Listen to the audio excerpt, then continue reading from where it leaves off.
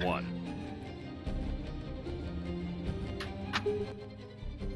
Hello and welcome back everyone to Tales of the Night. This is session 20. Can you guys believe that we're in session 20 already? Has it really been 20 sessions? Yes. I've been live streaming it. I have a whole playlist that keeps track of how many sessions it's been.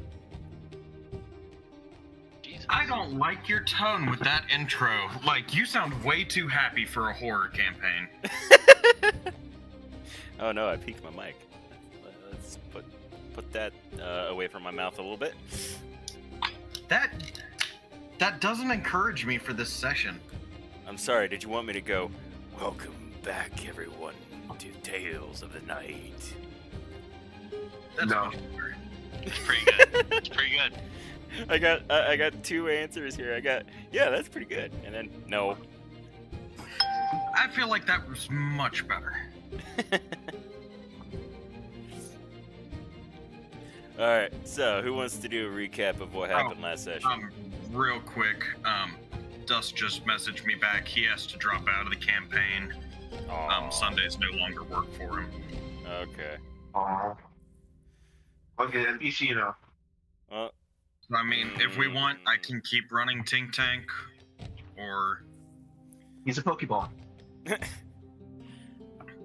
alright, let's do a quick vote.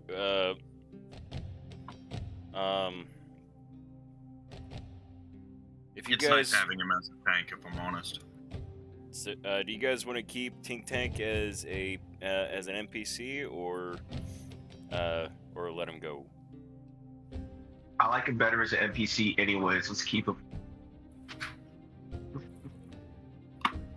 No offense, but Pokeball's cool. I'm gonna vote no on this one. If he's not a part of it, we can maybe put him in a place just in case he can make a session or something. But just getting an extra body on the field for free, I'm gonna say no. Hmm. I'll be honest, I don't have a dog in the fight. I can go either way with it. Alright, so that's a no. And either way, David, what about you? Oh, I was yes. I wanted the Pokeball. Okay, and that's a yes. Haley? Yeah, I'm fine with that. Fine with what? Be specific. Yes or no? Keep him or gone? Keep it. But, like, as a extra. Sounds like we keep him. Alright. I'll keep piloting him then. That's fine with me. So Tink Tank will be less active. I'll say that you can only use him really for combat. Because He can't fit through holes anymore? no, because that would be like extra an extra level of help, and without a player actively making these choices, an individual character. I would even go as far as to say that I don't think Axel gets to pilot him. I think that this is a DMPC who takes the most basic actions. He Yeah. attacks whatever is closest. Alright. Well, I mean, if he's a DMPC, I mean, technically the DM would have reign over it then. Yeah.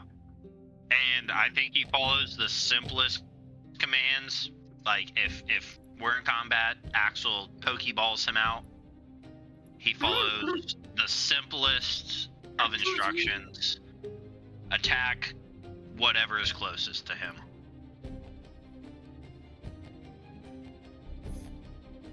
Alright, in that case, I will control him as a DMPC with limited actions.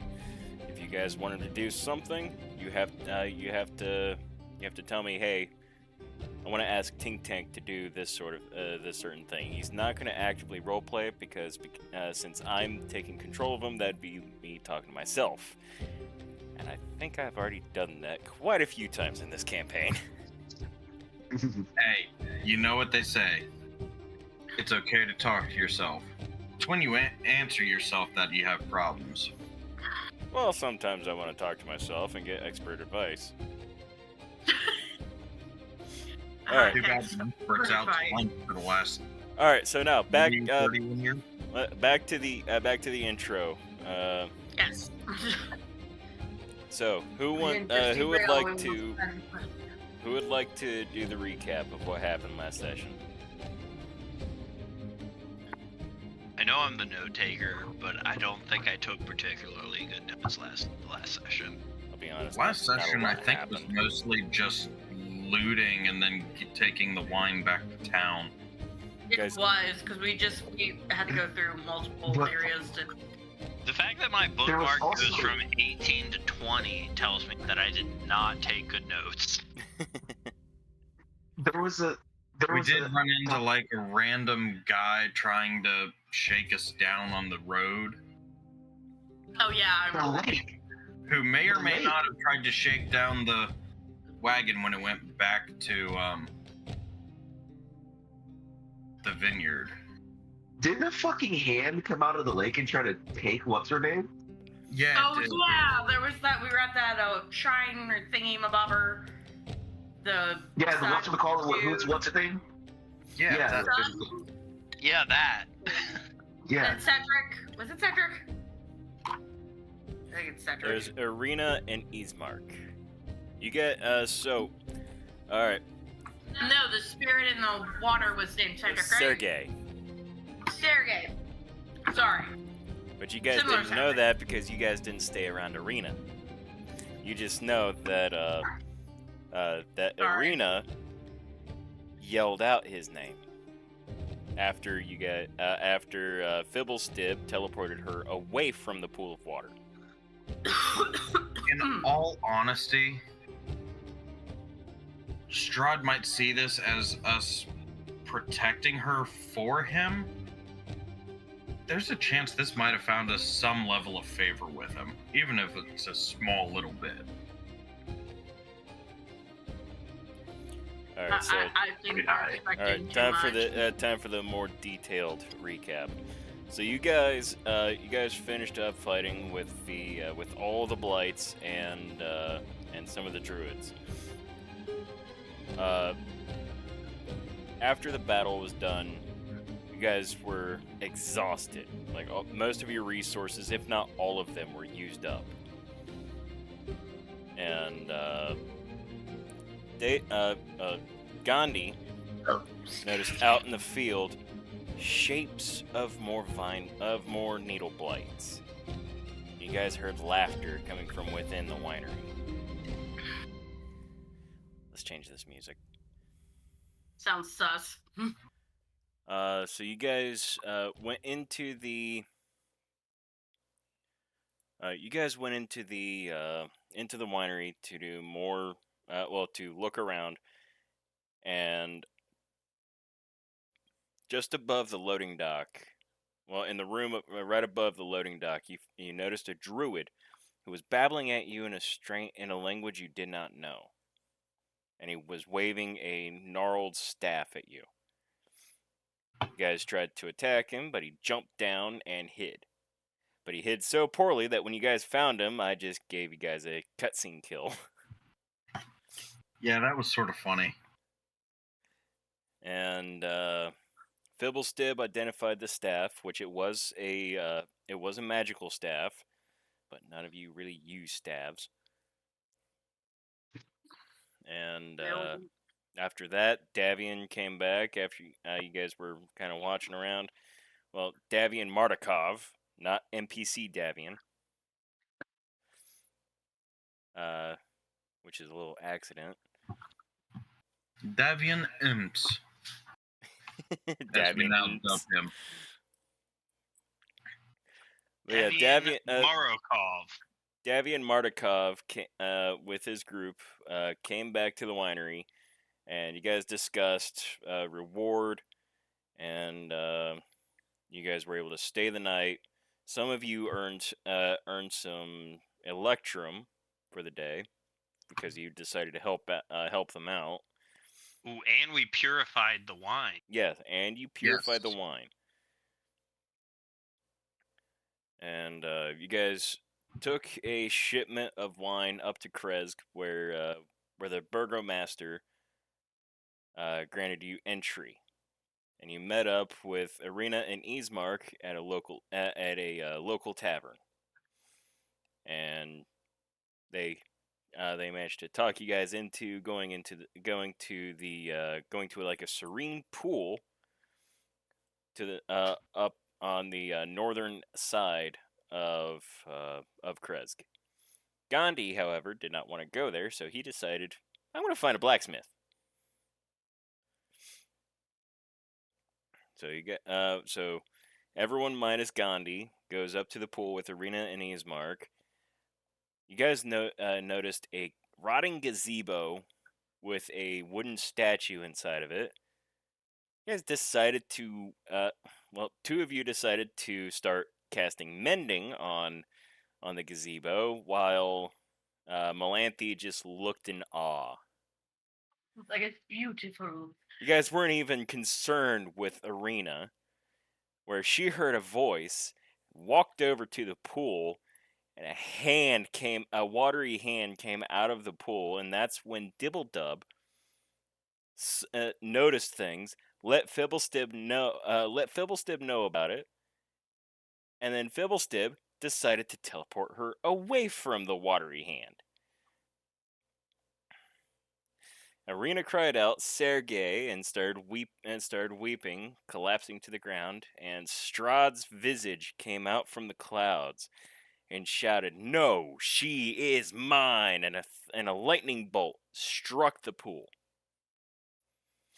destroying all any magic that pool had, and destroyed the gazebo. You guys managed to get out of the gazebo before it was destroyed. And some of you, I think, a couple of you were knocked. Oh, I think at least one of you was knocked prone. I think it was me. Yeah. God, your notes are so much better than mine. My notes are in my head. What? Yes. I have a bit of a selective memory. My notes just say, it went down at the shrine. Oh my god. That's specific. Alright. And that's where we left off on the last session. Ireena is still on the ground. She is crying out loudly. She's crying out Sergei. What do you do? I'm gonna approach Ireena. You approach Ireena, and by the time you reach her, she's no longer screaming out. She's on her knees, her arms to her side, and she's just staring blankly with tears streaming down.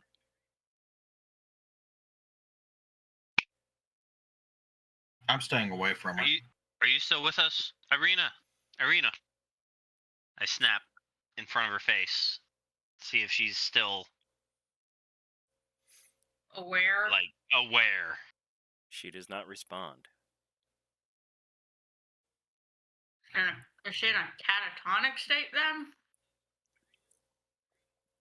Or just in shock?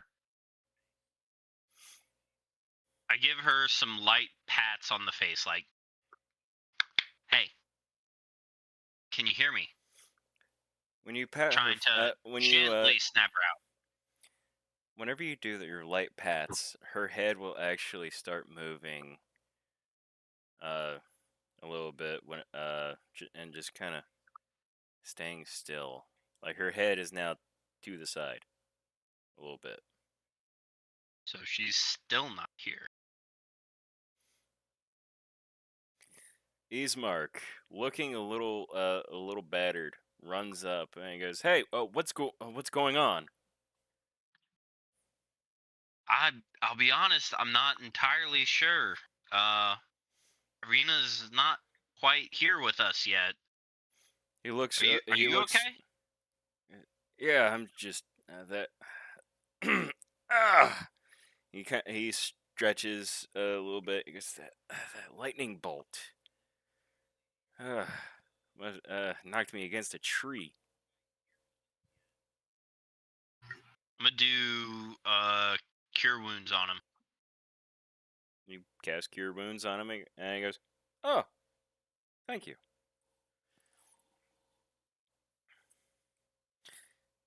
And he looks at Ireena and kneels down.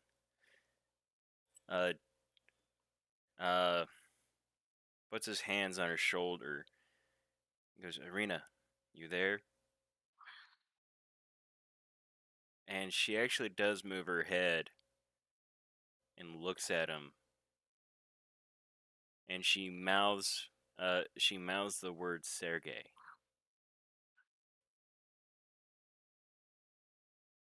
I'm gonna try to take advantage of her in this state.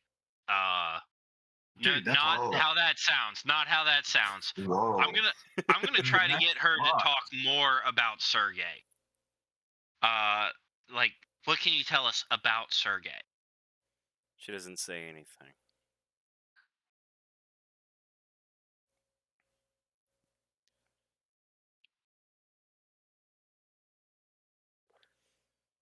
I smack her. Damn. Ismark, after you do that, her head just jerks to the side from the slap, and Ismark goes, "What was that for?" Wait, is she back to normal? No. Well, it was a theory. I'm sorry. Why is this song not playing? I don't know how to snap her out of it. I thought that a smack in the right direction would help. It's just the wrong direction. Yeah. You hit the other side. Oh, I guess that song's not going to work. Because it's not playing for whatever reason.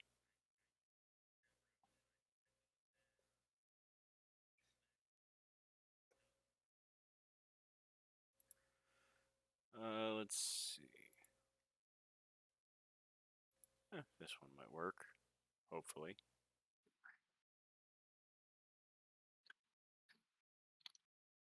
I look to Ismark. I ask, It does work. Okay. has she been like this before? How have you snapped her out of this? If so, Ismark kind of gently straightens her head, and he goes, "She's never done this before. Not even when Father was killed. At least not that I know of. But no, she's never been like this. And what is this name, Sergey?" I'd be curious to learn more about Sergey myself. Now, Since because we're now probably- Fiddlestick, because you read the Book of Strahd, you do know about Sergey. Oh, that's right. He was the younger brother of Strahd. And he Yeah, was betrothed to Tatiana. I will divulge this information to what's his name? Ismark? Ismark.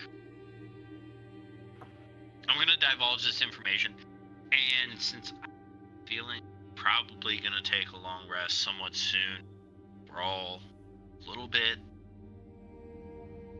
You guys did take a long rest from while you guys were in the winery. That's right.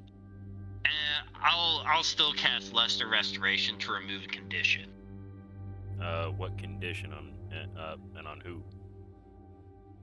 Ireena. Ireena? The condition being whatever is mentally ailing her. You cast Lesser Restoration on her, and the spell fizzles out. Does that still cost a spell slot? Yes, you did waste a spell. Okay. I am out of second level spells.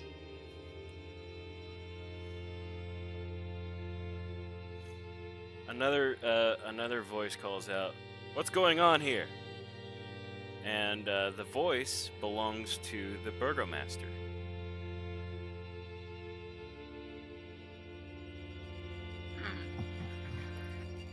The gazebo was struck by lightning. Go kaboom. It was. Repeat that? The gazebo? The shelter, the hut. It was struck by lightning. Oh. Then that was what the clouds was about, wasn't it? I don't know, I just know that we got very close to being in the crossfire of it.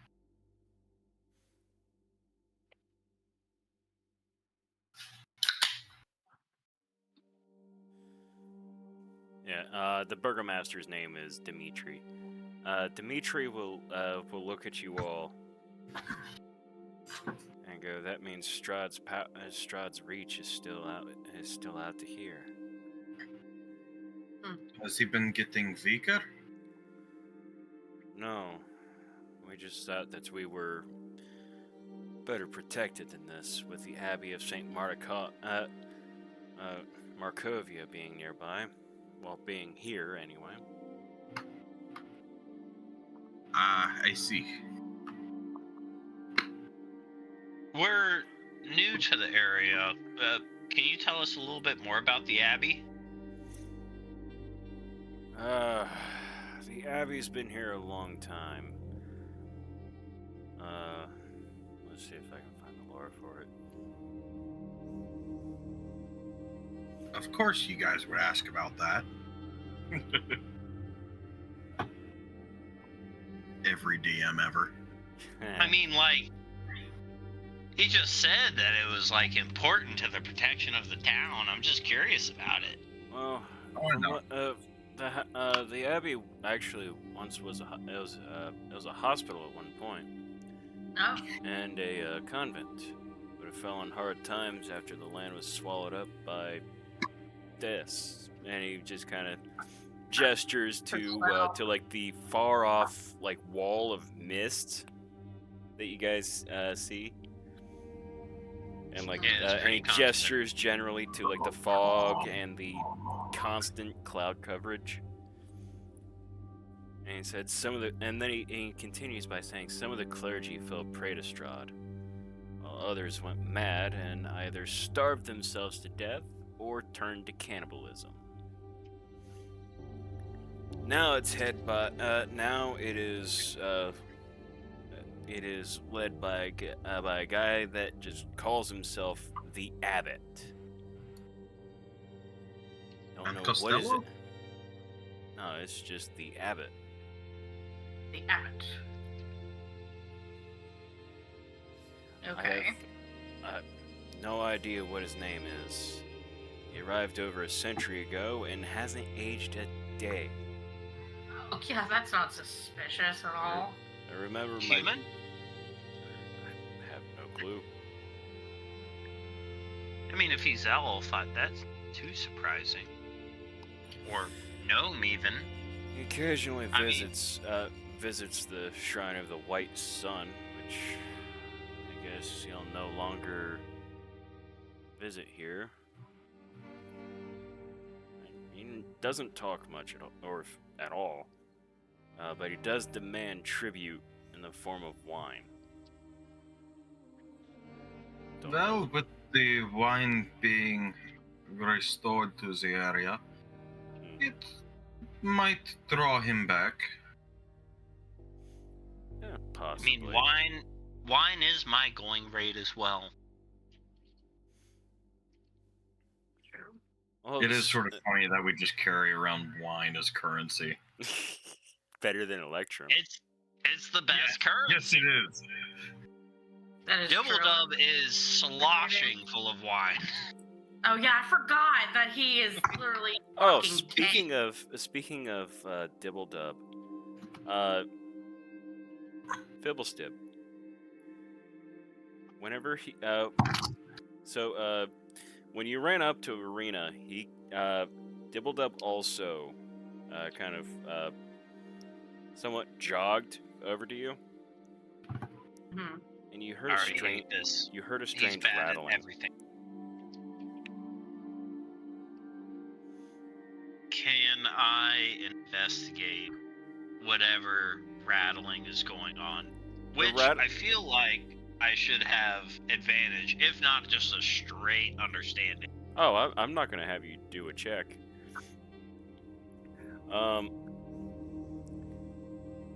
You can surmise that you're able to tell that the rattling is coming from Dibble-Dub's head. I'm gonna inspect his head. You inspect. How do you want to inspect his head? Oh, I'm gonna take it off. You take it off, and it's like taking the helmet off of a suit of armor, and a skull drops out from it.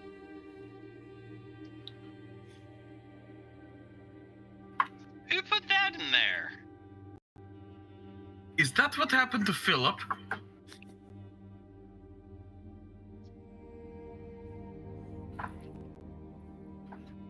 Is the skull worth examining?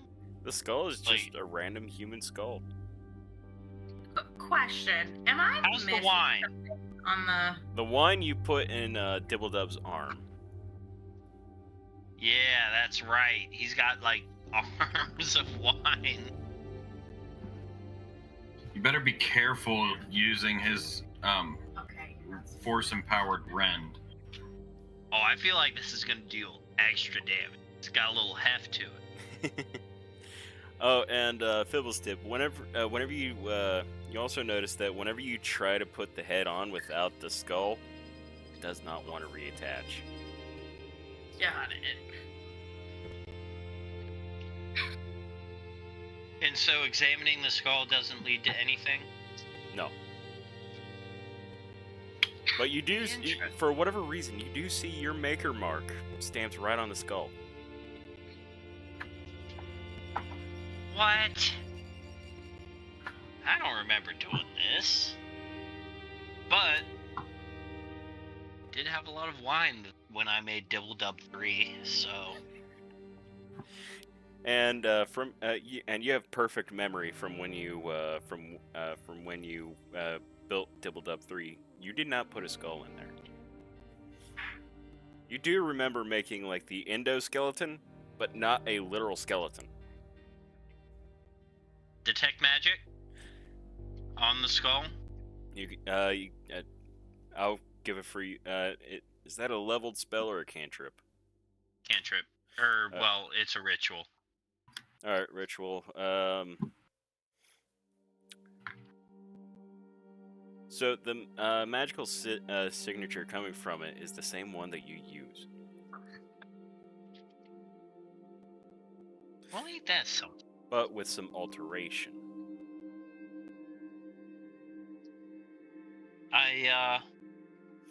In fact, the alteration signature is the same that is all around you.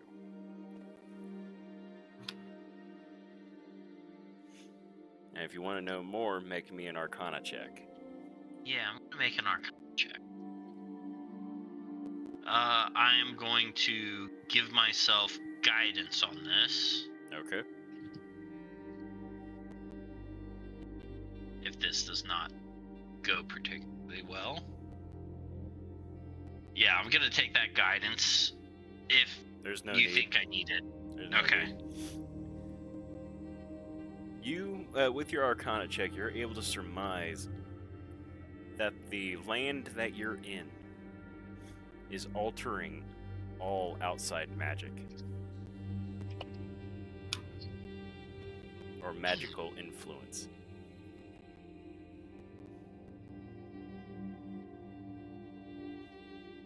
I will, Like guys, it still works the same. It just alters it in a cosmetic way. Guys, I would be careful casting spells in this area. It seems that there's a minor influence on the spells here. And then I snap Dibble-Dub's head back on with the skull inside. Dibble-Dub will do a little test motion with his head, just kind of swiveling it from side to side, and whenever it stops moving, you hear a bit of a rattle. And Artrix, at the mention of magic being altered, you remember seeing that your firebolt was altered a little bit.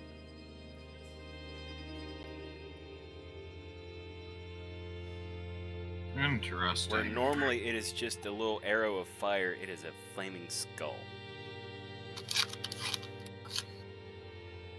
I think that it might be something that affects the entire area. If I may, a demonstration. The far side of the pond, and I'm gonna fire off a firebolt just into the water. Is the Burgermaster still around? Yes. He is He's looking. walking off. He is increasingly confused. And as I shoot the firebolt, we notice that it's a flaming skull Yes. instead of just a little bolt of fire. Burgermaster. No additional effect. It's just that. No, I provide the additional effect. Yeah. Burgermaster. You may call me Judging Dimitri. by the look, Dimitri.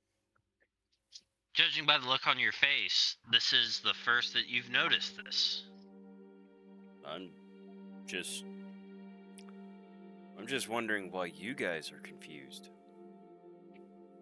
This isn't something that we've done. Every spell that we've cast has its normal effects. This is not a expected effect.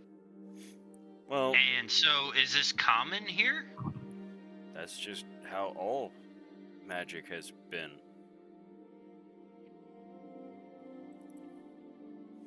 Why, does your magic look different or look different from where you're from?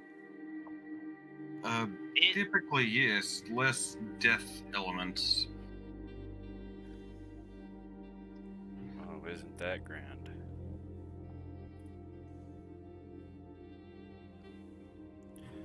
I don't want to call it an omen, but it seems pretty dark.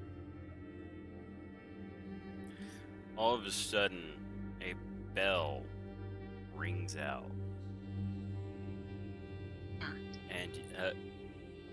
And you hear baleful screams and horrible, inhuman laughter coming from the sound of the bell.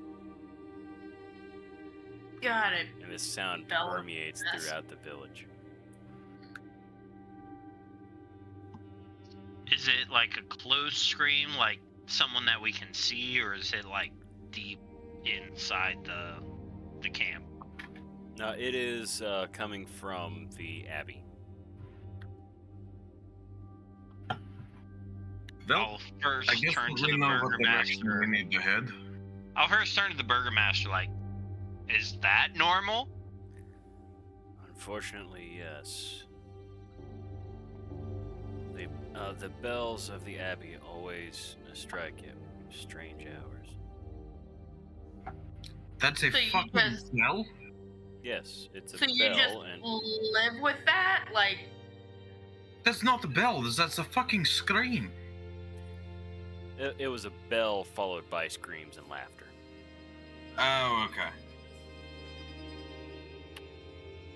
so that's just Yeah, normal. that's still not normal. Just, go about your day. Don't even notice it anymore. You're back. Because if you do, you got nerves of steel. Because I'd move.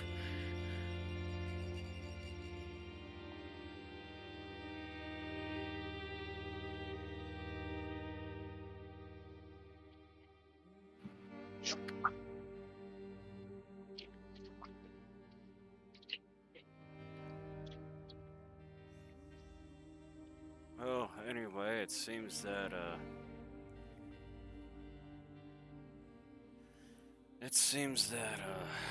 your friend here will need some help. Perhaps the abbot might be able to provide such help.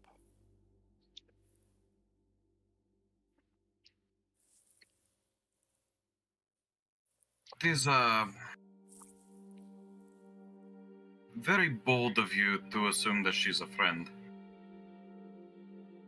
Well, I mean, you all arrived here at the same time.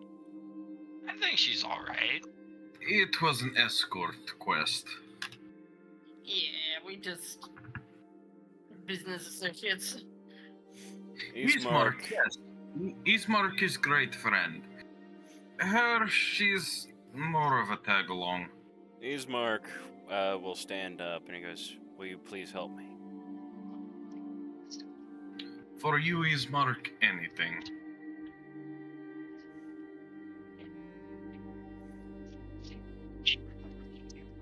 And let's get the map of Krezk. Dibbled will pick up. And Gandhi is still not here, by the way. Yeah, I'm just chilling. I'm wondering why the lightning is striking, but it ain't raining. Where all these screams are coming from. We probably should go back and Gandhi. Probably. Last you heard, Gandhi was looking for a blacksmith, which you guys Yeah, did we see a found the blacksmith. This house, I believe. Nope. Or this. This one. Oh, dang. We're really not that far. Let's go back, pick up Gandhi. I also would like to talk to the blacksmith. So. Alright. Alright. So while they're making their way, Gandhi, you're at the blacksmith. Oh shit! I was standing there waiting for them to get back. Oh, okay. Yeah, that's what I said last session. I'm waiting for them to come back. before I So go. you're standing there waiting for them to get there, and you hear you hear the shouting in the clouds and the lightning bolt coming down. What's your reaction to that? I'm gonna look over and like, see, that's why I didn't go over there. Knew something was gonna happen. And you Let's go just back to see Chile. the burgomaster just running past towards the pool. Yeah, I'm just gonna chalk it up to more strong type shit. Let's get moving. Trucking. And a few minutes later, the rest of the party arrives. What's up, dude? Yeah, I'm gonna immediately ask, what the hell do you guys got going on? And Gandhi, you notice that Ireena is there physically. She's just not there mentally. Gandhi, you missed the craziest shit. There was a dragon. There was like at least actually 2 dragons, but we beat them off. You beat off a dragon? Yes, he What was did. it Yeah. like? What was it like? Dibble Dub, explain to You this said you man. needed to know. Explain to this man what it was like to beat off a dragon. Dibble Dub will do various hand motions and Oh no. and head tilting. And Gandhi, every time that he tilts his head, you hear a rattling. And it's just driving you crazy. Dibble Dub makes the motion of like he is like stroking a tree.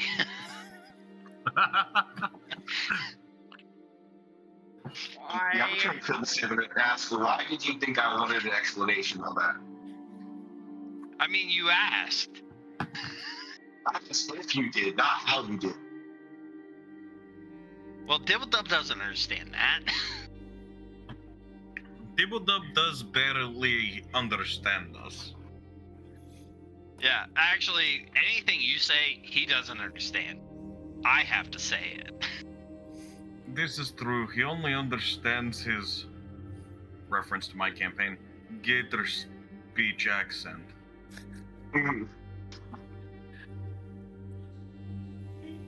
No, it's not Gator speech accent. It's just Gator speak.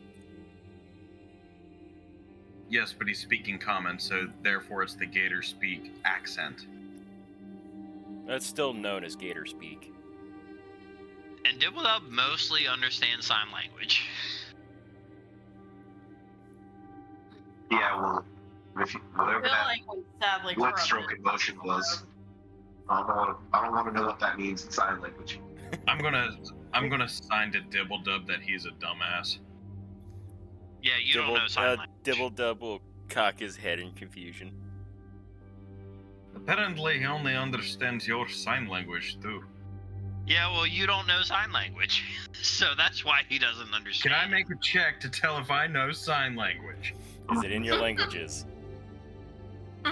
There's an actual language for common sign language. It's an actual language in the game? Yes. Yeah. Yes, it is. I didn't know that. What type of sign language? Then? It came Is it out like, is with it common sign the language? with the 2024 update. So like, is it ASL? Like, It's Well, I pretty made much mine with ASL, but so common. that wasn't a thing. So, Dibbledub understands all languages I know. So I can make up a language, and he will know it. so That- fiddle that- shit. That's It is a special language that me and him share. So, but not ASL, FSL. Yeah, it's not actual sign language. It is just me making hand gestures that Dibbledub understands. The series of secret Dibbledub handshakes. Dibbledub is getting bored and he just starts doing the robot. Yeah, you don't get to control him. No, but it'd be funny. All right, so you guys are in the are at the blacksmith. What do you want to do? Gottie's been sitting there the whole time thinking of a big ass list of things he wants, but he realizes he probably doesn't have enough time to get all of them. So probably he's just going to save half of that for later. But I want to go in there and talk to the guy and see if I can get some materials or see if he can make some shit from here. All right. You enter into the blacksmith. He's hammering away at a piece of metal, and he notices you walk in. And he goes, "Ah, what could I do you for?" Yeah, how good are you at making armor? And I'm looking for something with some, I think it's a little bit more exotic. Not too crazy, but I got a custom order I need to put in. When you say exotic, what do you mean? Too exotic, just not too common. Are you familiar with the brigandine? Is that something you know about? That's not exactly exotic material, but I know of what a brigantine is. That's why I say it's not exotic, just a little less common. Yeah, Well, it's way more. It's way more common than you think. well, yeah, what would that one of those ring be for? What's the damage on that? Let me look it up. I don't think a brigantine is a normal piece of armor for 5e. Yeah, I'm curious about that myself. What is it? Okay, so in real life, a brigandine is basically you have leather, and underneath the leather, you've riveted on steel plates. So it's kind of like It's brigandine. Not brigantine. Oh. Yeah, so originally, you know, studded leather armor. That's actually like a misinterpretation of what brigandine is. So if you see brigandine, it looks like leather or cloth armor with metal studs in it. But those metal studs are holding metal plates underneath that layer of leather or cloth or whatever it is.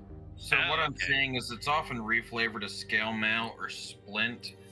but sometimes, depending on the DM, grants no disadvantage on stealth checks. Half plate without the stealth disadvantage. That's what I'm looking for, basically. I'm looking for heavier armor, the heaviest armor I can get without taking the stealth disadvantage.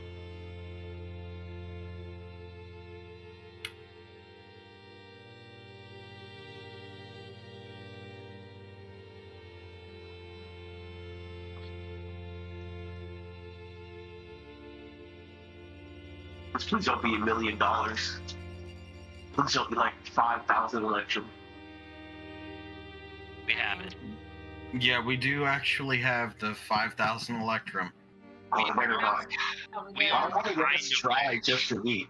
I want to run this dry just for me. You know what I mean? You know what? We gotta see I'll. the money first. All right, I'm gonna make a DM rule, ruling. Brigandine is essentially just a. It's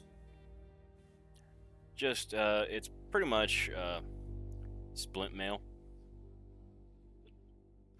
Because the description for splint mail is this armor is made of narrow vertical strips of metal riveted to a backing of leather that is worn over cloth padding. Flexible chainmail protects the joints. And a brigandine is pretty much that, but reversed, where the metal is on the inside. Okay, so as far as the logic behind your ruling, I won't argue against that. But as far as the actual way Brigandine is constructed, it's not just a reverse, it's a little different. But it still makes sense the way you're saying it, though. Yeah, I've actually looked into making brigandine. It's pretty much just a bunch of metal plates or strips just riveted on the inside of a leather tunic. It's kind of, Roman armor, the Lorica Semicata, where it's those big metal bands that go around them. You know what I'm talking about, the Roman stuff? Imagine a cross between that is and lamellar. scale. No, I'm talking about the big metal bands, not regular. Well, imagine lamellar, cross between that and Roman armor, where it's the big wide bands that go across their body. It's like articulated, but not like scales. It's more like a big caterpillar. So it's like kind of in between those, the way that they're overlapping sort of the way lamellar is, but they're bigger plates than lamellar. So you get more of it's not like scales and lamellar armor. They're little plates that are articulated. It's close. Basically, the way you said it, though, it still makes sense. Though. It still makes sense.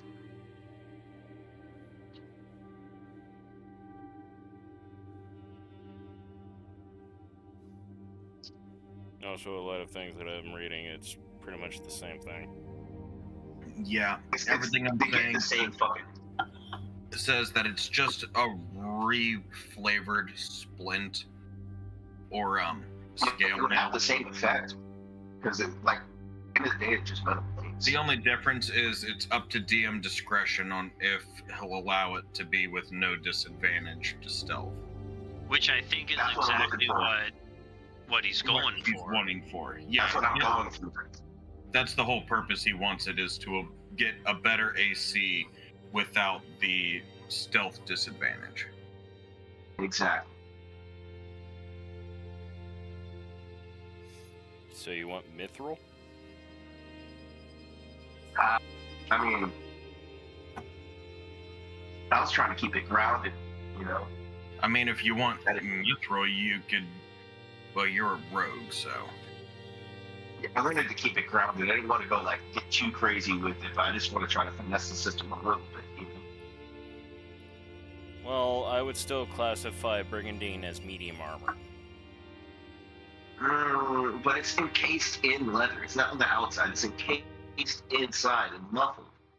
It's still heavier, though. I would agree with him on this.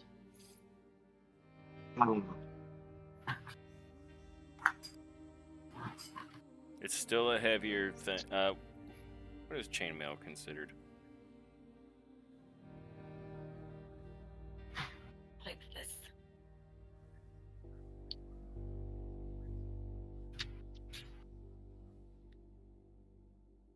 Oh. What did I just do?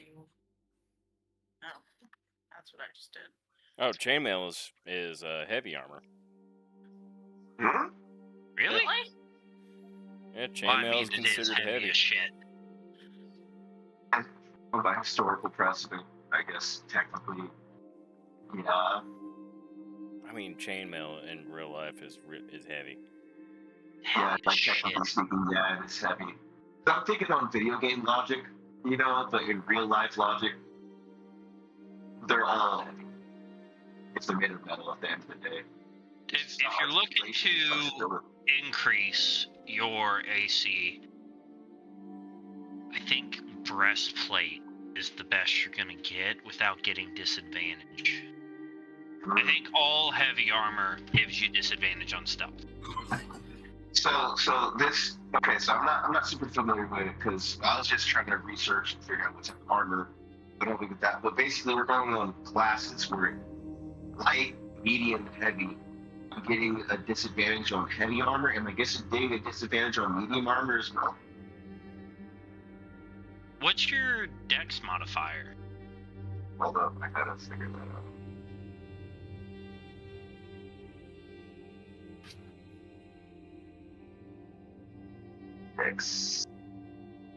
Dexterity.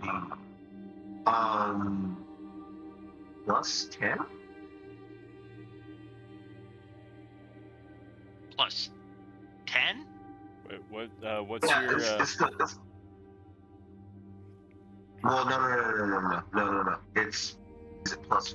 Hold on, is the modifier the one that's under my actual dexterity number, or is it the one that's next to my skill check? My dexterity is 19. So it's a +4. Yeah, so it's plus 4. Then, honestly, you should probably be looking at studded leather. Mm-hmm. I think he already wears studded leather. That'll put you at 16.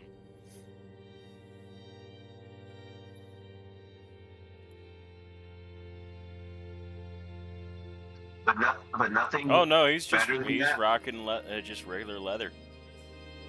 But anything Yeah, better than that would give me a disadvantage, though. Look for Anything something. heavier will probably give you disadvantage. Breastplate would make you at 16 as well, but it's probably just better for you to get studded leather. Yeah, studded leather, I believe, is 12 plus dex.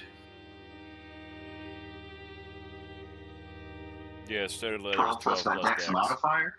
Yeah, it's just a straight 12 plus your full dex mod. So that'd bring you up to 16.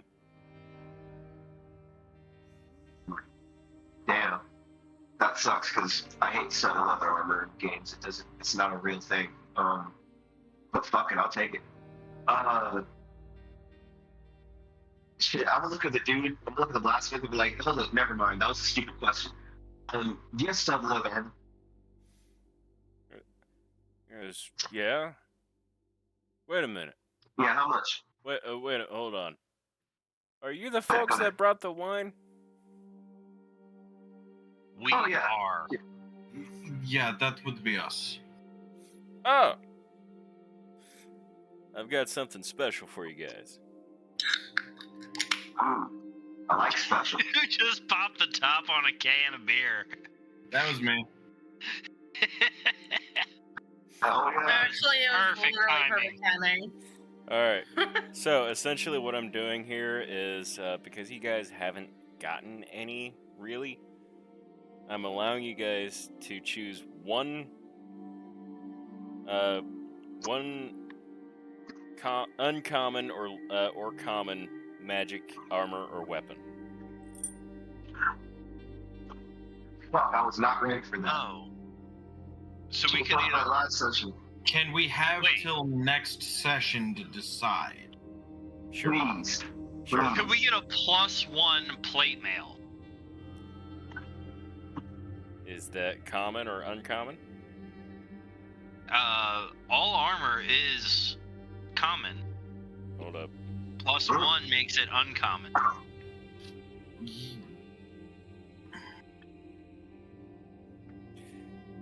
+1 The plate same- armor I know that specifically applies is for rare. weapons. Oh, is it? Yes. Yeah, Okay, armor but just- plus 1, 2, and 3 is rare. Uncommon would be your plus 1, 2, 3 weapons. Oh, so we can't do armor. We can only do weapons. There are common and uncommon armor. They're just Okay. not the plus 1, plus 2, plus 3 variants. But that does include mithril and adamantine for certain things. Ooh. Can y'all repeat the criteria for what I can choose again? I'm sorry, I didn't really understand that very well. Common As far or as uncommon weapons, what's armor or weapon. Yeah, Which, I get that. I would like to double on John's request that we get to figure out that Yeah. next session, so we don't have to waste an hour trying to figure out what we want. I would like some more story development, honestly. Yeah. Like, So you let's will move have on. by That's the next session to nonsense. choose either a common or uncommon weapon or a common or uncommon armor. Nice. That's gonna be huge. Is there I'm also gonna is there anything send else? you.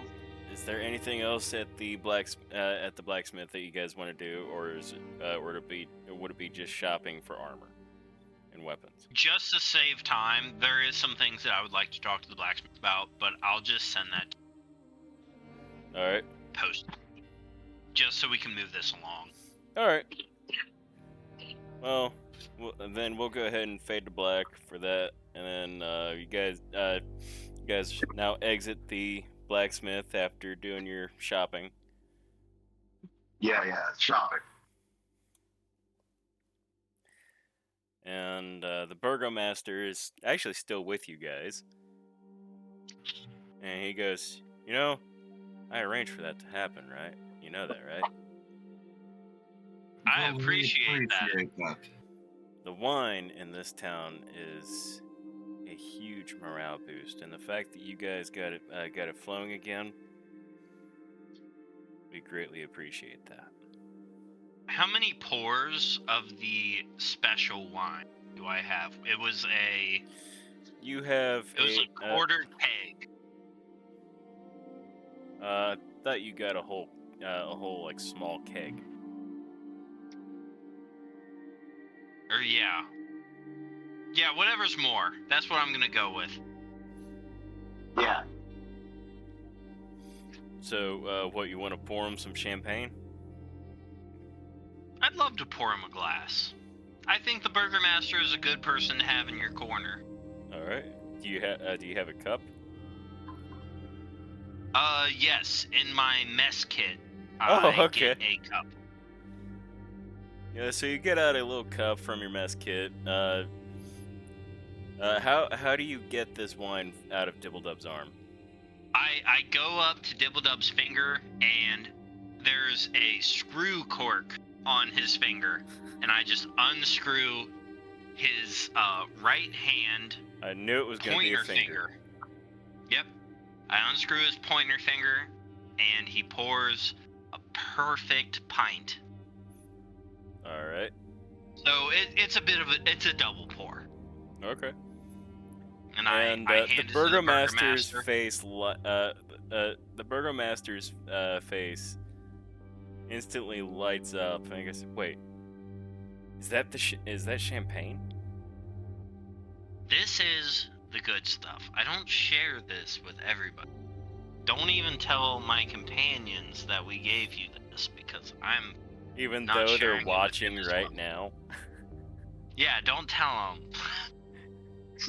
You guys notice Fibblestip saying, "Don't tell them I'm sharing this with you." I'm gonna pour myself one as well. And you pour yourself one as well. And when you go to drink, you notice everyone just staring at you. Yeah, I don't care. Toast. He goes, "All I right." wanna And ask about he the accepts master. your toast. He's like, "Now, shall we go to the Abbey?" Let's go. As he like just kind of sips on the champagne. Yeah, let's head out. Alright. You guys are walking down the roads, and you guys get to hear. Let's make sure Observer is observing. If I had more followers, I'm sure that that would become a meme for my streams. Observer is observing. Yeah. And Observer's when you observing. guys get to get to this point, the Burgomaster looks at his wine, looks at the road, chugs the rest of the champagne, and gives the cup back to you, Fibblestibbing, as well. Here's where we part ways. I wish you luck.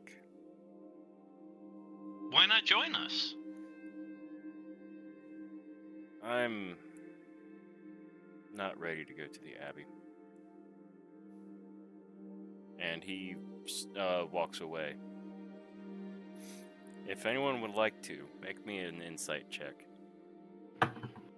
I would definitely. Yeah, that seems like we should. At advantage because the wine loosened him up. Oh, I was gonna say I'll give So him it's a bit more hand advantage. with it for advantage, but God, like shit. Oh, that's good. hey, All right, 21 total. Artrix. The Burgomaster is. You notice the Burgomaster when he gave the wine, gave the cup back, and he did look up at the Abbey, and he looked mournful. Oh. And then he walked, and this dude is definitely in mourning, and as he walks away.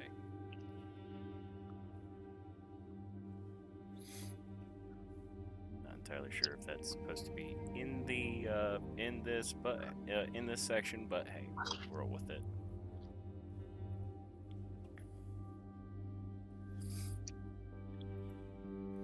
I'm not gonna say anything about it. You're not gonna say anything Yeah. about it. No, don't I'll know just keep anything back in about my it. mind. Yeah, you guys Well, didn't I ask. think- You didn't bother to ask him about it. I think only Gandhi knows about the mournfulness. Well, no, it's Artrix that knows about it. Oh, okay. He didn't tell. No, So we he don't didn't know. say anything, so you guys don't know. All right, you guys start following this road, and the switchback road hugs the cliff. That hugs the cliff is 10 feet wide and covered with loose gravel and chunks of broken rock. Like, this road is not very well maintained. The ascent is slow and somewhat treacherous. And the air grows colder as one nears the top. And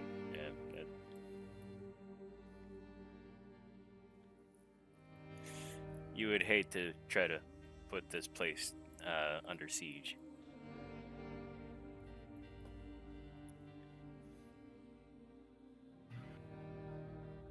Oh, FYI, I'm playing with Putty. That's the sector. Okay. And the road from the village climbs above the Sorry. mist to the wide ledge on which the Abbey is perched. A light dusting of snow covers the trees and the rocky earth. The gravel road passes between two small stone outbuildings, to either side of which stretches a 5-foot-high, 3-foot-thick wall of jumbled stones held together with mortar. Blocking the road are iron gates attached to the outbuildings by rusty hinges. They appear to be unlocked. Viewed through the gates, the stone abbey stands quiet. Its two wings are joined by a 15 15-foot high curtain wall. A belfry protrudes from the rooftop of the closer north wing, which also sports a chimney billowing gray smoke. What do you do? Do I see anybody? You see two guards, but they're asleep. I'm gonna have Dibble Dub knock on the door. There's no door. It's oh, and these guards look a bit weird. It's a big old gate that's unlocked.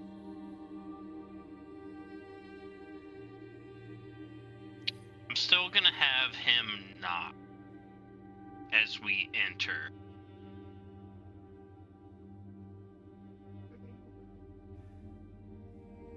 So you knock on the gate.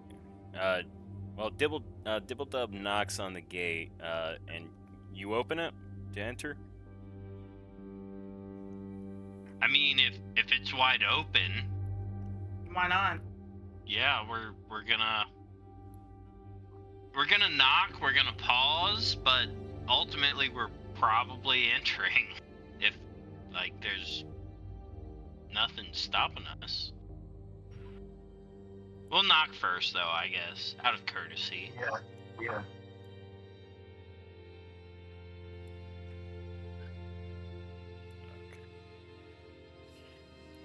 So let's activate that scene. And I am gonna have to put you guys in here. Yeah.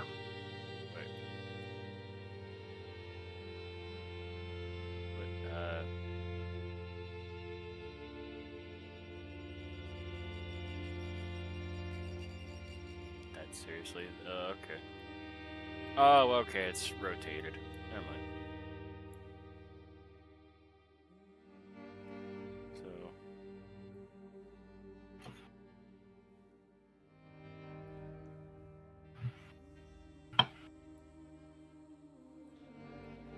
Alright. You guys able to see? Yep. Yep. Let's see if I need to...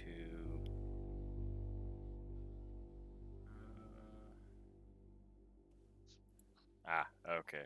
Is this better? Yes. Yeah. Okay. Yes.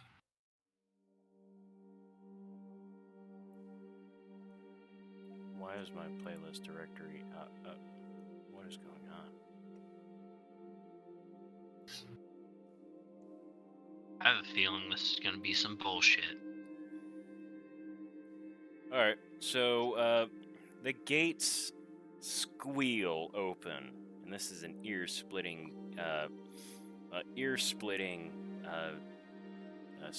squeal. And you hear both guards go, "Rah, rah. Someone's at the door!" Oh, the Abbot doesn't like when visitors show up. Oh. And, do you guys, are you guys showing yourselves as friendly or... Oh, actually, no, you guys would be... I think we'd basically be like curious onlookers, so non-threatening at the very Okay. least. Yeah, I was gonna say, I don't think we're going for intimidating. We just Yeah. kind of showed up.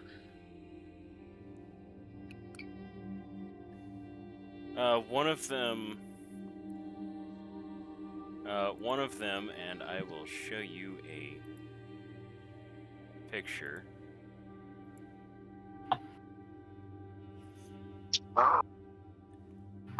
He's That's a person?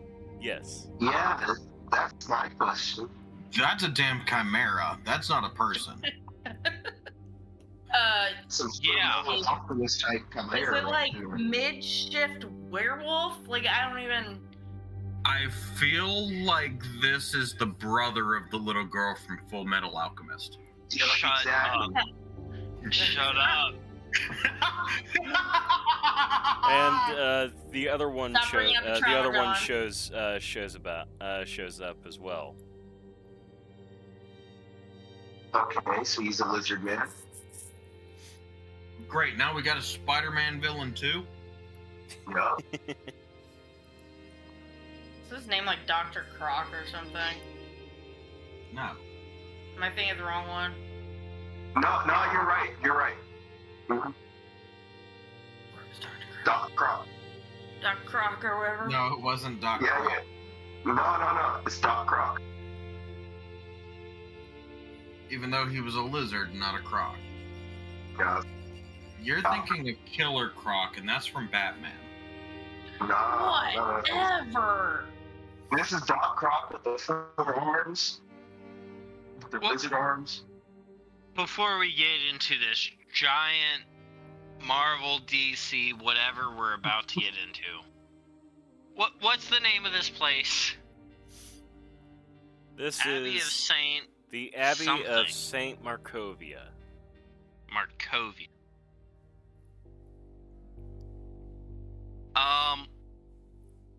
I'm gonna say, hey, we have the sacramental wine delivery. The dog-like one goes, "Oh, you got the wine? Oh, the abbot will be pleased. Zigfrak, we should probably take them." The other one, and you notice that these guards are not very tall.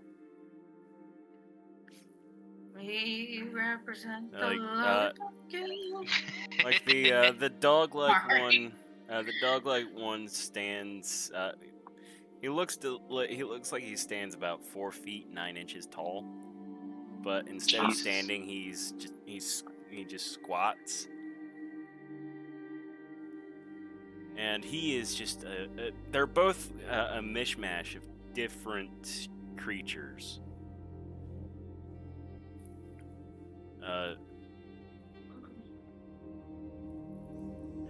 Oh, I got his personality wrong. So let me redo that. Ah, yes. Yes, the abbot will be pleased with the tribute. So, if you Zigfrak, we should probably take them with us. Zigfrak, well, the other one that you guys can assume is Zigfrak will eye you all and go, "They won't judge me, will they?" Zigfrak, We've they seen don't a lot judge of you. things we won't judge. You hear that, Zigfrak? They won't judge you, but they will judge my beauty. Yeah, beauty. Exactly what I was thinking. Roll a deception, there's.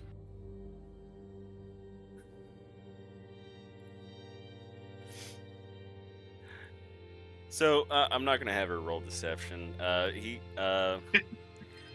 This guy. Have you guys ever heard of Crazy Eyes? Yes. The kind of look for Crazy Eyes. Yeah.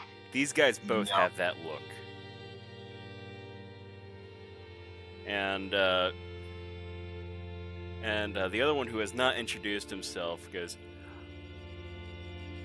"You know, normally I would be people would be offended by that, but I for sure know that I am the smartest, wisest, strongest, fastest, and most beautiful person I know." Can I make an insight to see if there's any merit to that?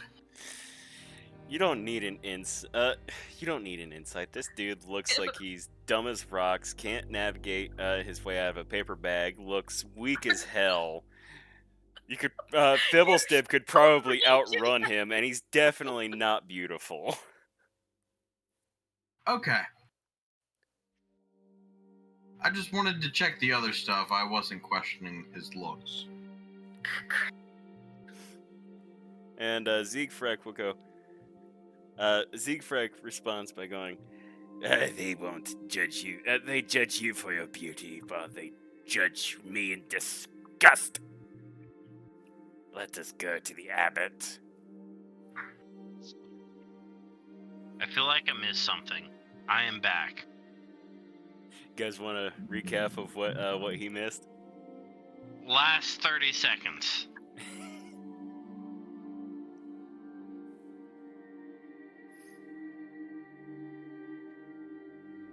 John, I nominate you to recap. It's probably a bad choice. Basically, the guy was bragging about how he's better looking, smarter, wiser, more charismatic, and everything than anyone in the Abbey. And it's very obvious from looking at him that he can't navigate, he couldn't fight his way out of a wet paper bag, and the DM's pretty sure you could walk faster than him. But he would suffocate. And he's as dumb as rocks.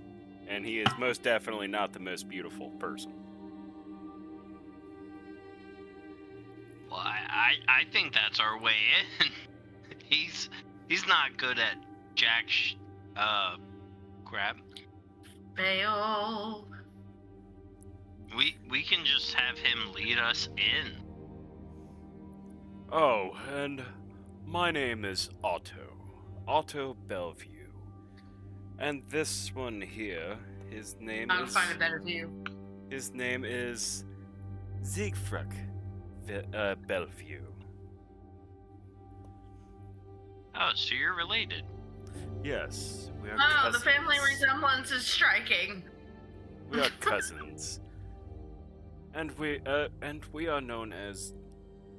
the abbot says... And Siegfried will interject, going, "Mongrel folk. People judge us for that, you know, especially me." Microfolk. That's not a term I'm familiar with. Mongrel. Mongrel. Micro mongrels? See, Mongrel. you're judging the way that I speak. I'm sorry. It's very hard to understand you with your very I am thick not accent. judging. As you can hear, I also have a bit of an accent myself, compared to most of the people around here. I have to repeat myself quite often for people to understand me. I merely could not understand your accent in the moment. Micro, mongrel, they do sound similar with an accent. I apologize for the assumption. Apology accepted, but I still feel like you're judging me. But I'll let it pass. And Otto will look at you all and go, "Well, follow us. We will take you to the abbot. Well, to the courtyard."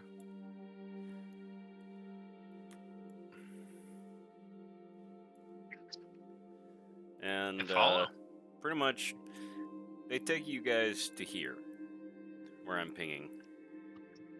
There's walls, so otherwise I'd drag you all. But Ping again?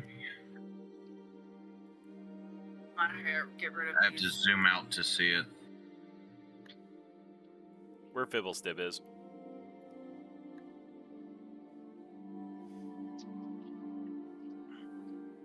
Yep, one too far. Oh, did I go too far? Sorry. Wait, where'd I go? Oh, no, I don't know where my token went. What happened?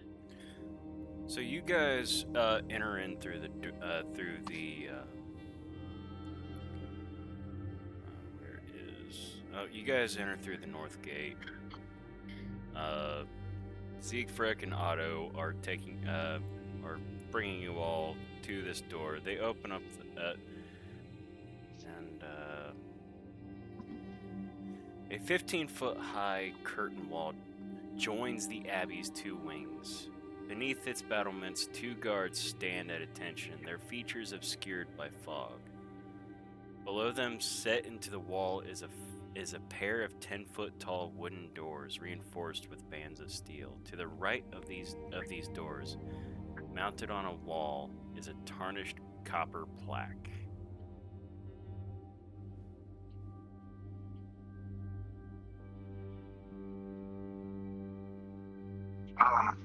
Read what's on the plaque.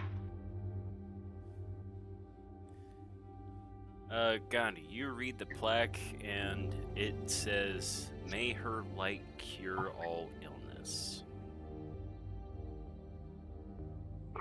A lot of light around here. This people are sick. And once you guys get closer, you do realize that what you thought were guards are just a couple of scarecrows that are propped up against the wall, and they're wearing corroded chain shirts, and they're in clutch rusted spears.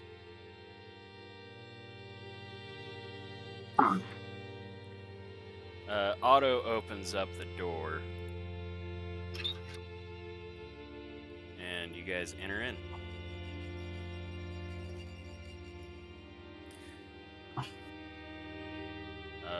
Inside, the thick fog that fills this courtyard swirls, as if eager to escape.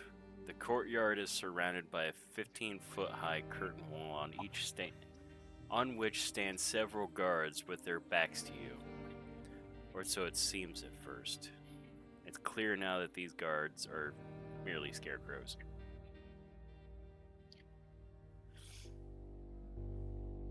And you are met with, and inside of this courtyard, you see a well.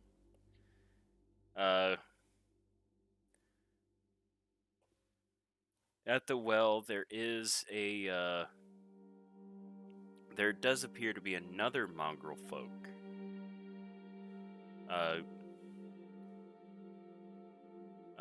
Clinging to the wall of the shaft, and oh wait.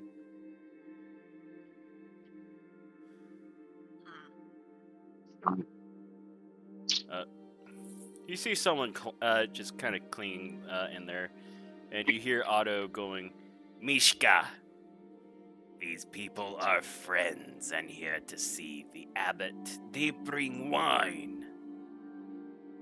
That was actually the other guy, but not Otto. I hate getting voices mixed up. Right.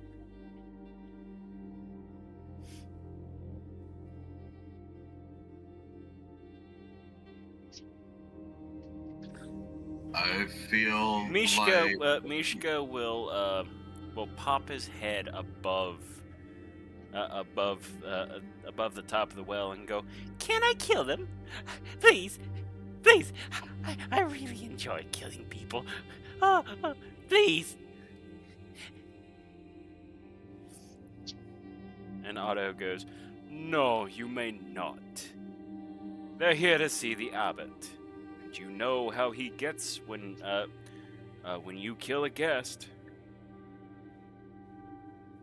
And let's see if there's a picture of Mishka.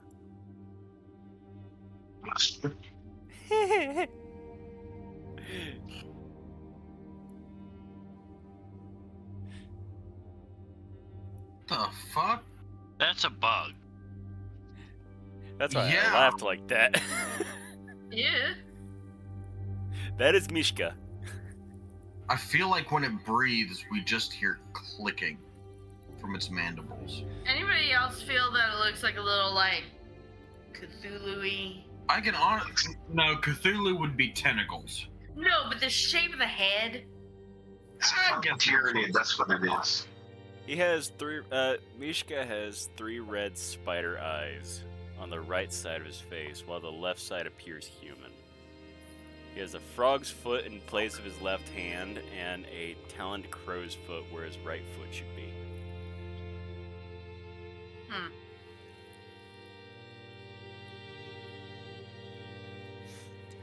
Otto recommends that you do not stand near the well. Mishka's a little unstable. Yeah, I'm gonna go ahead and just take a step over. Fair enough. Yeah, in the courtyard, you guys see troughs, chicken sheds, tethering posts. There's quite a few things here. But it just appears to be just a normal courtyard. And Otto goes, "We will go fetch the abbot. Wait here." And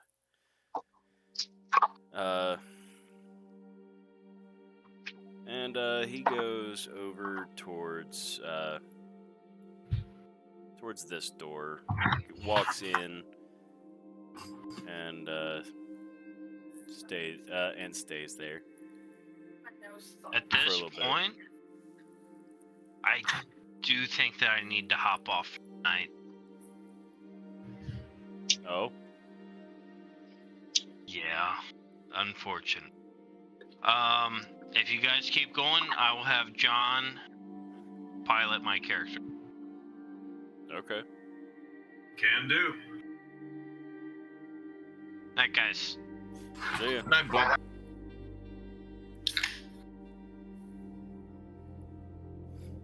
John, how many beers have you drank?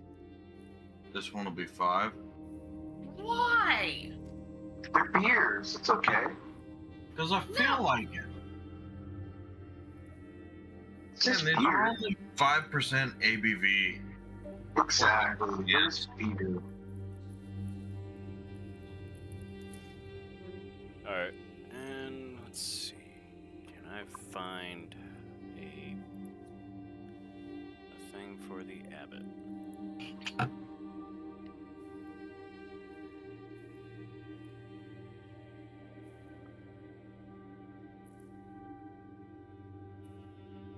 Hold on while I find a picture for him. Yep, there he is. Alright. And coming outside, a very handsome man. Well, a handsome young man in a brown monk's robe walks out. As a painted wooden holy symbol that depicts the sun.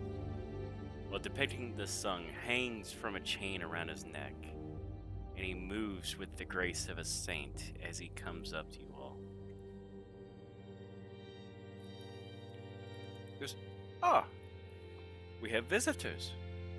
Otto informed me that we did. It is not often that we get visitors. To what occasion have you come?" Real quick, what race is Fibblestib? I'm gonna have to create a voice on the fly for him. He's a gnome. No. For some reason, I was hoping he was a goblin. Oh, I He's a couldn't gnome. remember. We've brought the wine for the tribute to be paid. I don't think that's the voice that Yeah, does for that's right. Fibblestib. Yeah, I feel like you should go high pitch. I'll just use my normal voice for him. Alright. I've had enough beers that... Fuck the voice, I'll do mine. Fuck the others. We've brought the wine for tribute. Oh, you have?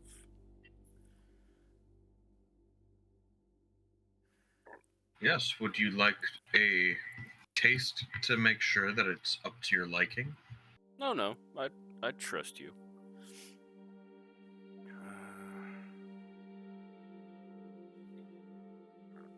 Shit, where do we put it?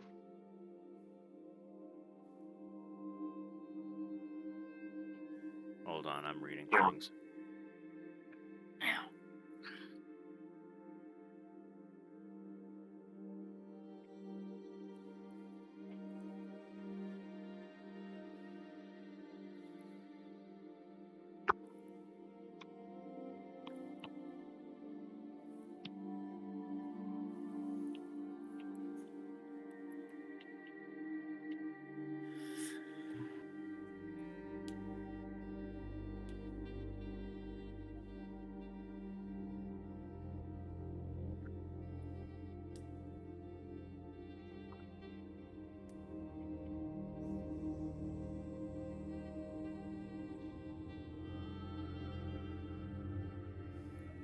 Okay.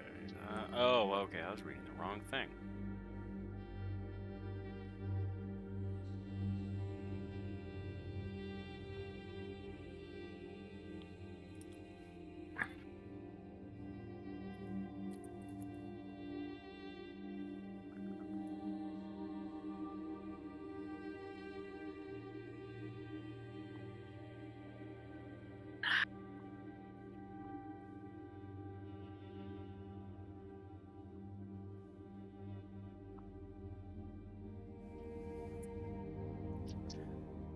Okay.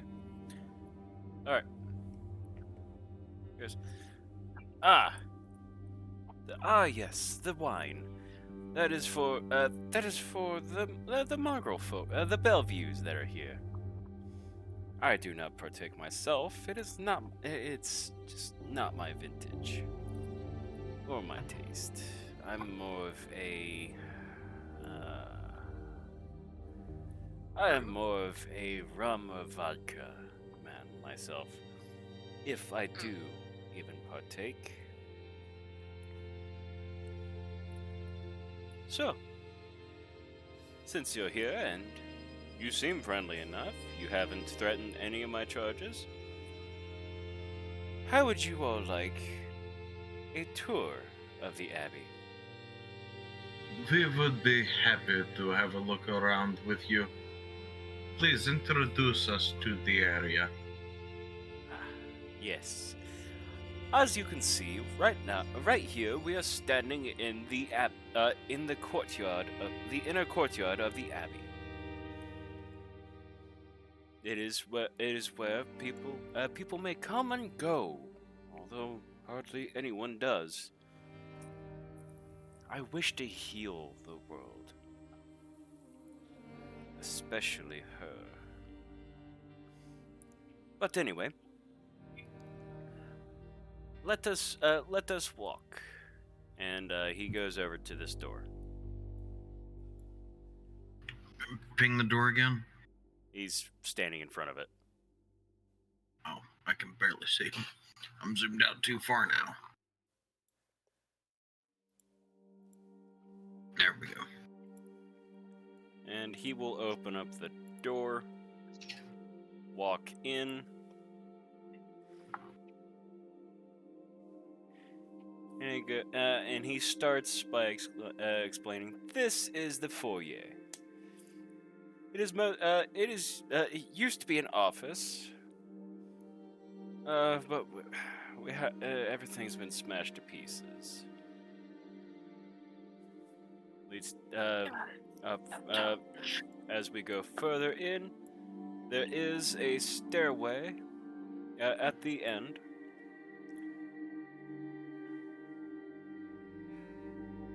And oh wait, no. This used to be an office, but we don't have anyone here, so the Bellevues have kind of smashed it. Down this way is the stairwell up to the second floor, but we shall not go up there just yet. What is on the second floor? Oh, we'll get to that. Through this hallway, this is you could call it psych ward or madhouse, depending on your culture. And and you don't know where the light's coming from, but this hallway, you can tell, is dark normally. There's no light. But for whatever reason, there is light. You don't know where it's coming from, but there's light. And it has Is multiple. he looking at us? I'm sorry. He's got his back to you guys. I'll drop my spider down on the ground and look underneath one of the doors. The one to Arch's right.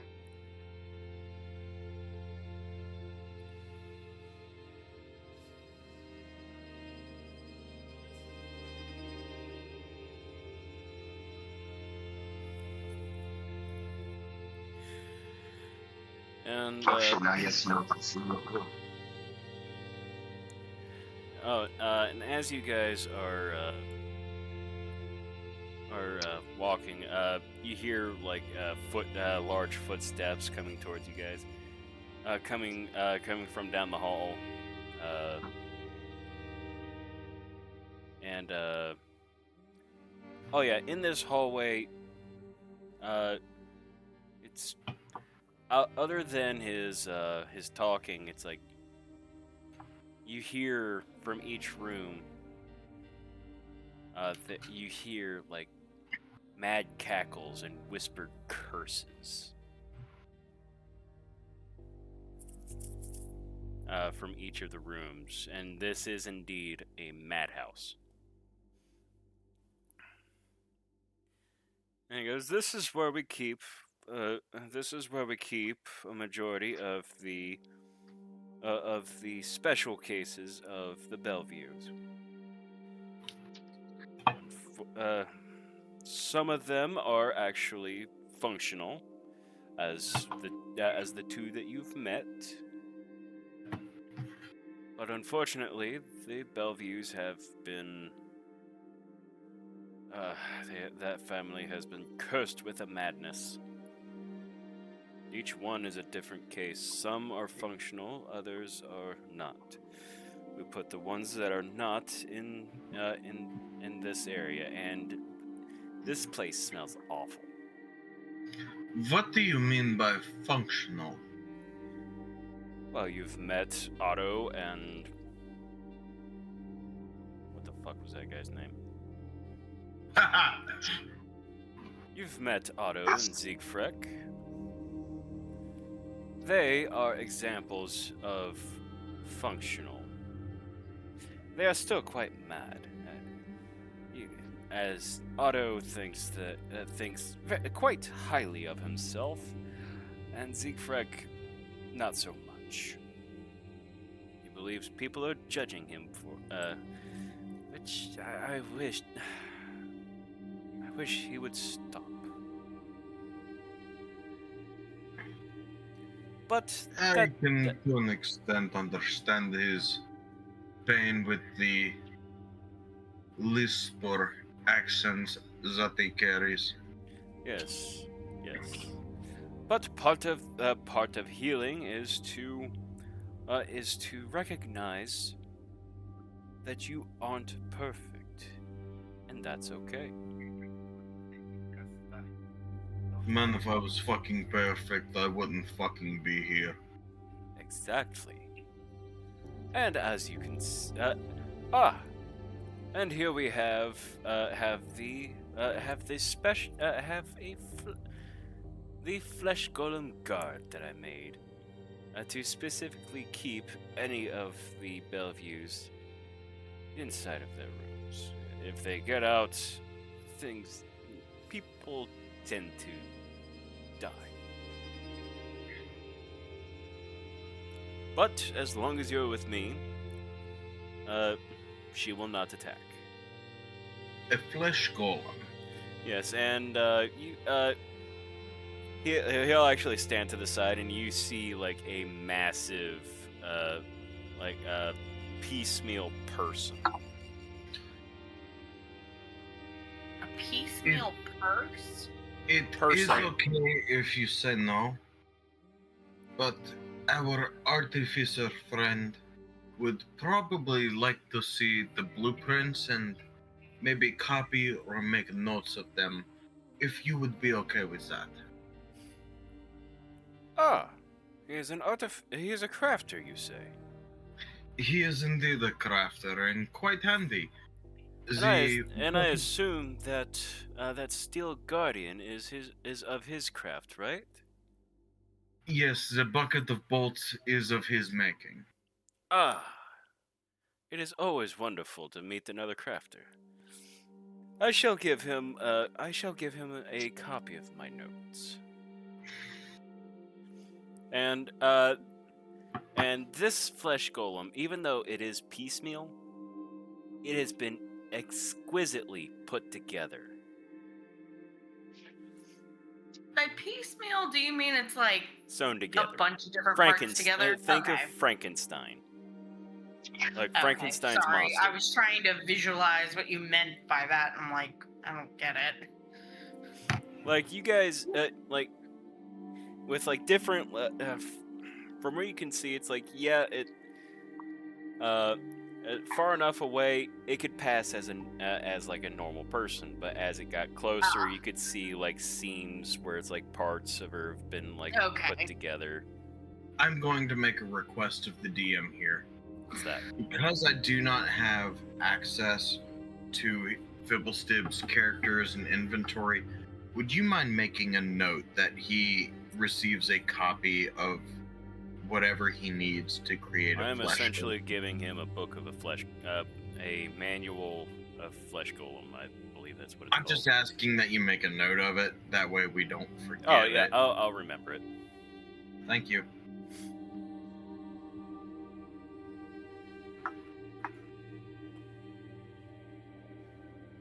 I Interesting. just realized that, okay.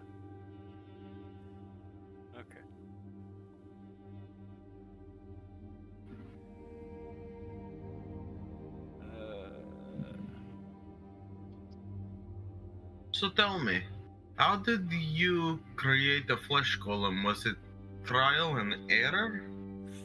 Or was it there was a book or blueprint that you followed that was located here in the Abbey? Well, what I hope to do is to provide Strahd a wife. So that way he will stop just randomly killing innocent villagers from all over the land. If I am almost complete. I just need to train the current model a little more on etiquette. Oh man, I am so tempted to throw Ireena under the fucking bus right now. You're just not a fan of her, are you? He gave me the curse that I do not fucking like her and I stay away from her. Well, it's not a curse that you don't like her. You're just Flaw. What was the flaw again that I had you write down? That I was repulsed by her. Yeah, that doesn't and mean that you stay away more from like her. you're repelled by her. Due to instincts. I It's am not- making it's the not exact- assumption- I am making the assumption that I'm linking the Tatiana from the Book of Strahd because he read it out to us. And that Strahd calls her Tatiana, that there's some sort of link there. Oh, okay.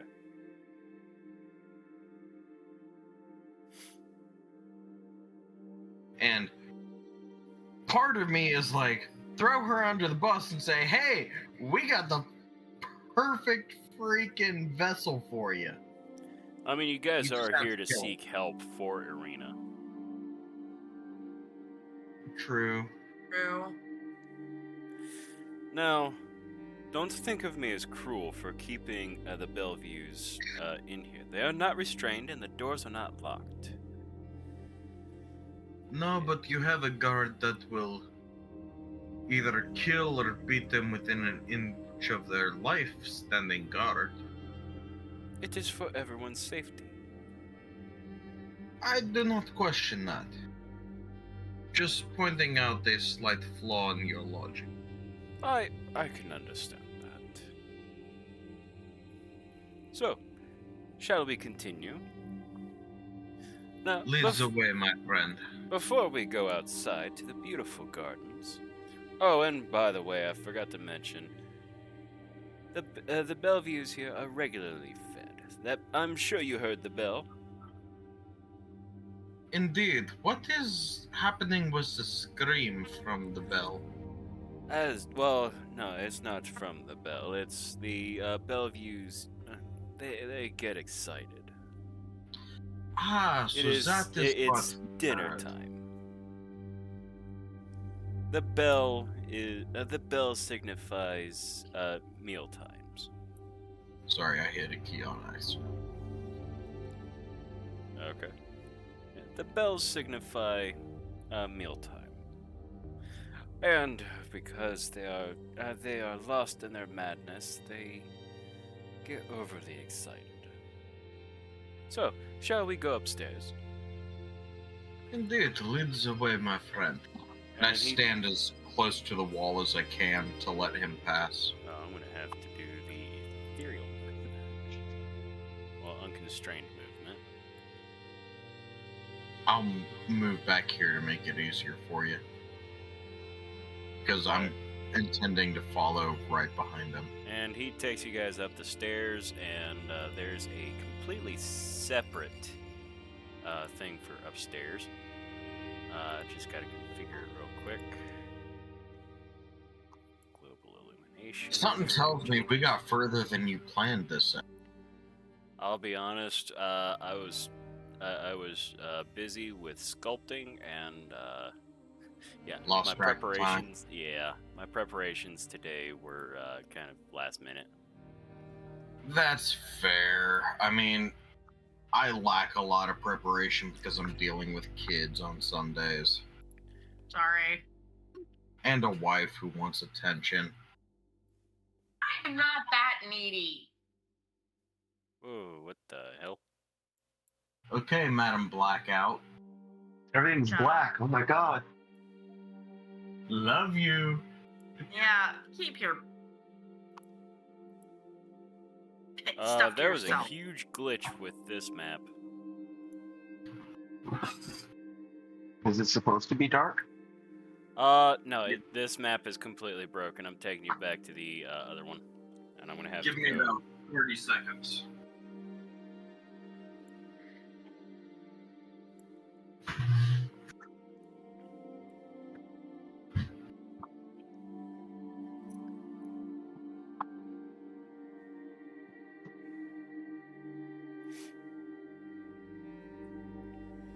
So let me grab. Let me get into the adventure.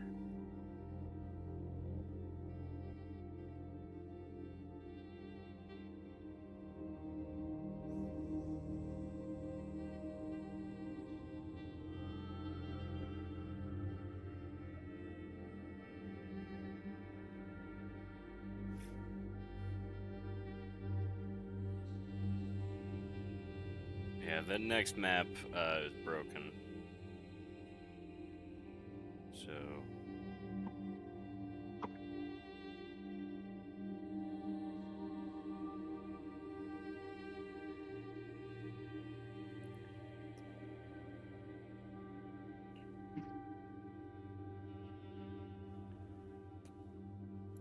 Let's see, would I be able to share?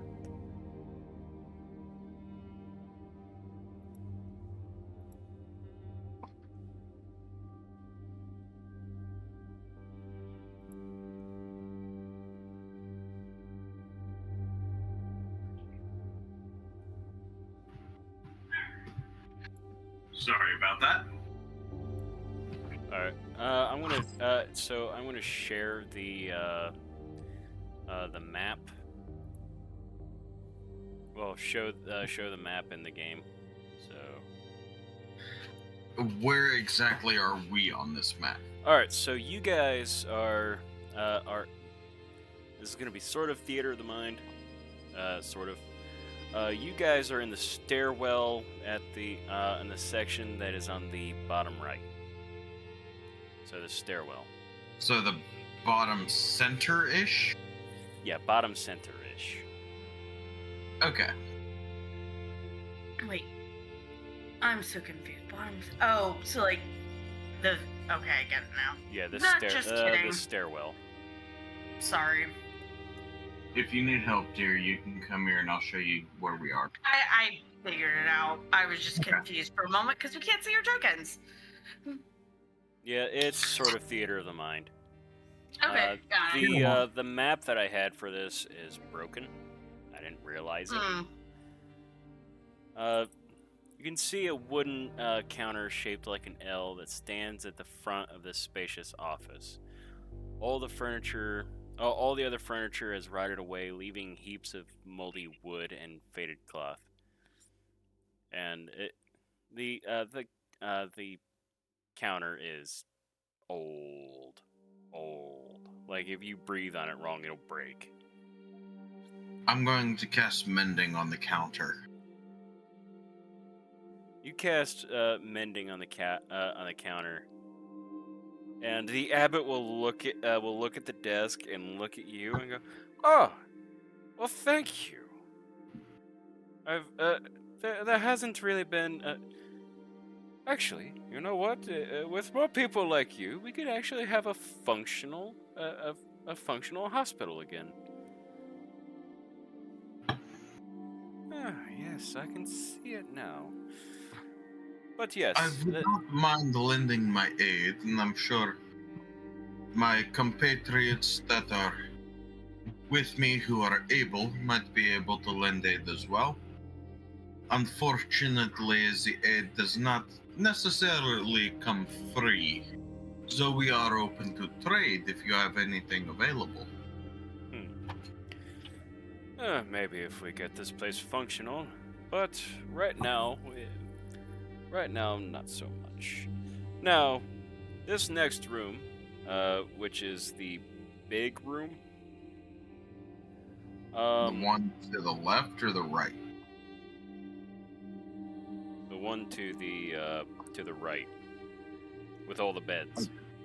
Okay, making sure. Now, this room we will not go in for the purpose of safety. We shall stay right out just outside. Here we have what used to be the hospital. It is currently haunted. Haunted? Yes, I just haven't gotten around to dealing with it. Do you know what entities currently haunted? Shadows. Shadows. Am I able to make a check to know what shadows are? You don't have to, because he's about to explain. Yes, they're the remnants of dark souls that perished here long ago. Such a tragic tale. But hospitals will always be haunted like this, but abandoned ones even more so. But we're all safe as long as we stay out of the room. They are bound to the room. And he starts pointing at doors. He goes from inside the room. He goes, "There's inside this. When it was operational, we have an operating room, which is the closest door inside of the hospital. Yeah, that is the operating room. I wouldn't call it a bed, but it's an operating table. Thing. Next to that was the nursery, and at the far end there was the morgue. And let us go out this other door. And he goes. He starts walking over to the door to the left. All right. And he goes, "Here we have the top of the curtain wall. We have scarecrows out here to ward off any possible ne'er-do-wells. Haven't had an invader since we put them up." So I do have to ask, are they the regular cornfield scarecrow, or are they the sentient app? Oh, no. They're not the construct ones. Hmm. No, these are just regular cornfield scarecrows. The common farmer would have these. We just dressed them up so that way, from far enough away, and in this fog, no one can really tell the difference. This is a very smart move. I promise we will not reveal this to anyone outside of the Abbey. And he moves over to he goes down along the curtain wall. He goes, in here we have the old guards barracks. This place is quite old. There's not much in there. I assume you don't go to a hospital and look into the barracks. Do you guys want to go in the barracks or no? Actually, if you don't mind, if the barracks are unmanned, there might be something, if we have a look around, that might aid us in our endeavor. If you wouldn't mind us having a look around, that is.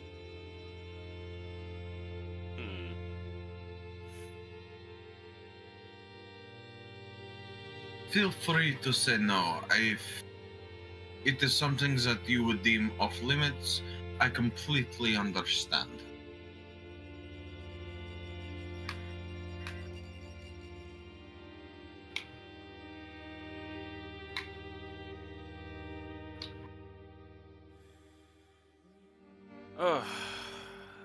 Oh, that's right. I have forgotten. I have a visitor here. A visitor? Yes. We shall meet with her. Come. And he knocks on the door. He goes, "Oh, Esmeralda. It is me, the abbot. I've brought guests." And you hear some commotion inside, and the door opens up, and now I gotta look up. And let's see. And this woman appears in the doorway.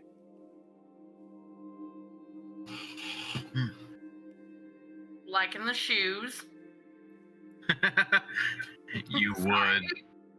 I do. They're nice shoes.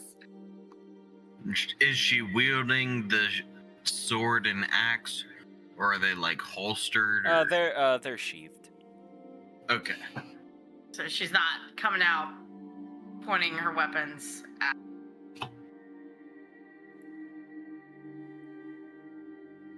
Let's see, where is...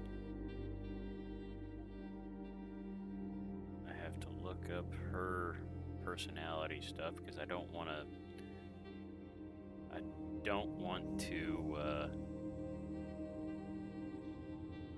play her wrong.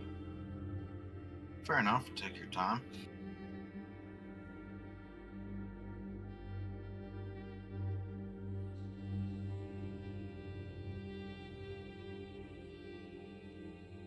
Oh, there's a lot of stuff here.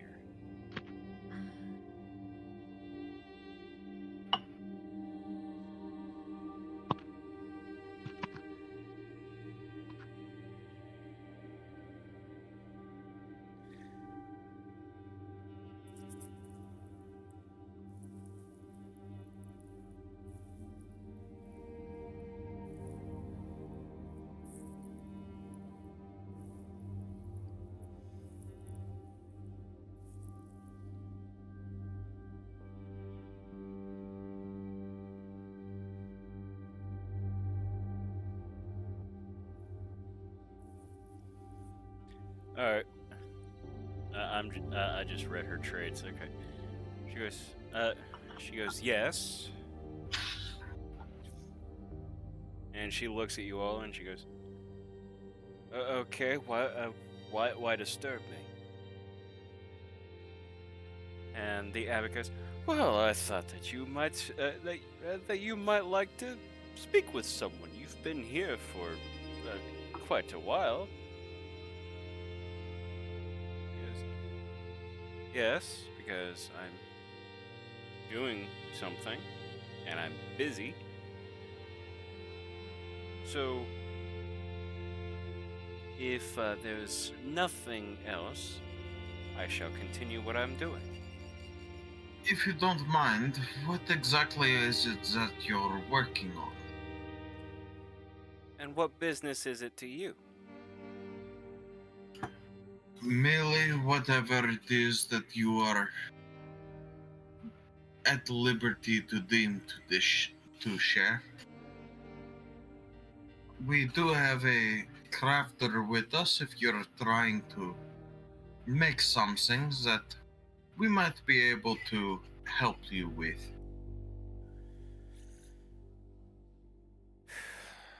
I'm not crafting anything.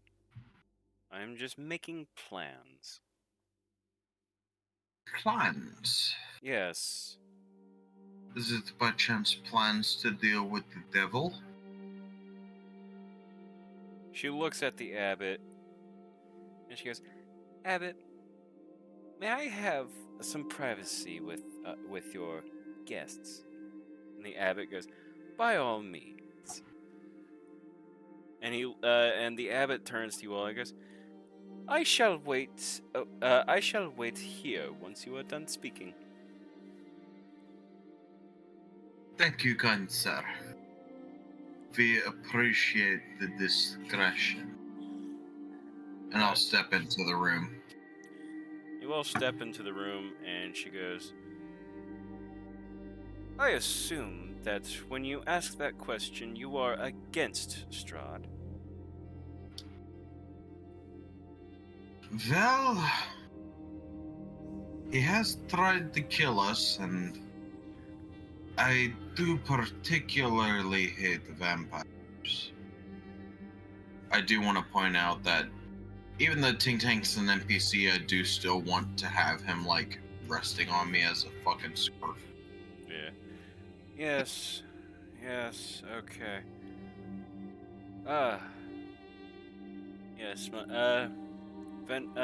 Dr. Van Richten taught me a few things, and I can say that you are exhibiting symptoms of being a Dampier. Van I Richten. assume that you were not born one, considering the bite wound. Indeed, I was not. And Van Richten. Oh yes, he goes What by the was name his- Rictavio. Ah, indeed, we have met with Rictavio. Van Richten.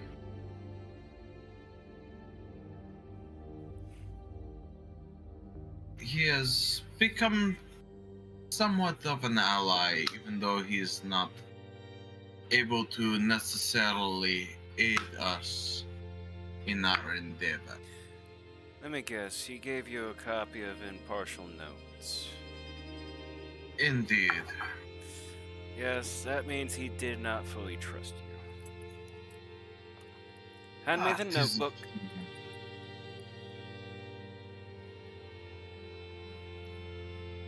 And she holds out her hand. Do you hand her the notebook that Van Richten gave you? I think Fibblestib has it, so I'm gonna have. I'll say Fibblestib hands it to her. Alright, Fibblestib hands it to her, and she goes, I will finish the notes for you. And give me about a day, and you will have a full notebook.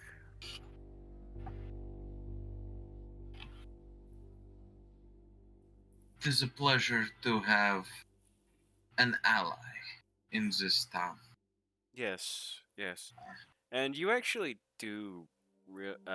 It slowly dawns on you that Esmeralda has similar features to the Vistani that you've encountered.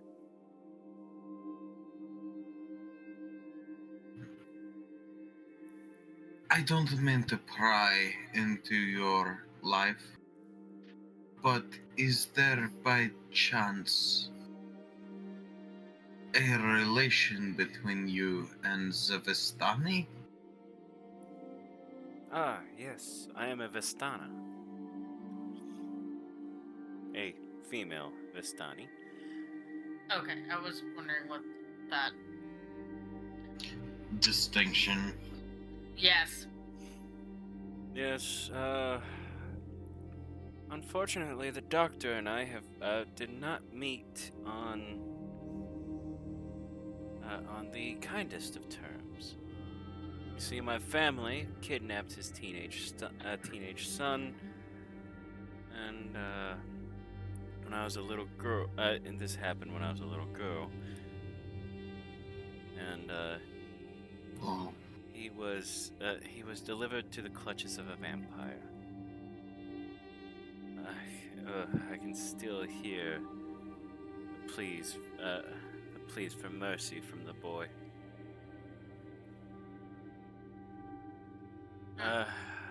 being a But vampire hunter, I understand the trauma of that all too much. the doctor tracked down our family after the kidnapped, but not before the vampire.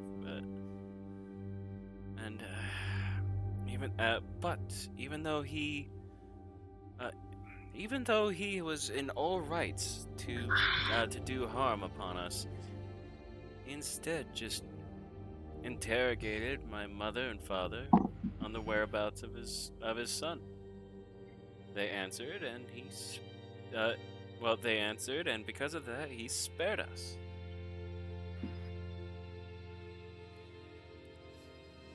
I witnessed that, I see. and I was deeply moved by it. If it were me, I would have killed the whole lot. By 15, I was still troubled by what my family had done, and ran away from home. After many adventures, I tracked down the doctor 2 years later. He at first thought I was an assassin. He even threatened to kill me. But I managed to convince him that I genuinely wanted to help him. And he accepted. And so I've been his apprentice ever since then. But unfortunately, his son was transformed into a vampire spawn. At the mention of a spawn, I feel a shiver up my spine. We still got some trauma to process there. Well, he did give me the flaw for vampire spawns. That's true. Yeah, because you were killed by one.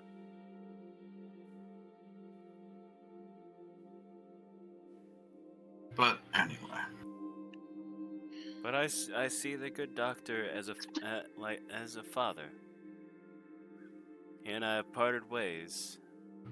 I've amassed quite a sizable fortune.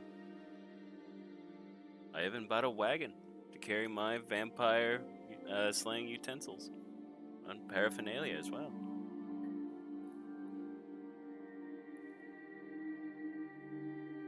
Well then, it seems you've become decently accomplished as a vampire slayer. Yes. And my plan is to wait for Strahd to come here because the abbot insists that he is coming to meet with his new bride-to-be. Does he still refer to her as Tatiana? Oh, the new bride-to-be? Yes. Well, well, Strahd hasn't been here yet. Otherwise, I would have been able to go on my way. My goal is to kill Strahd when he gets here.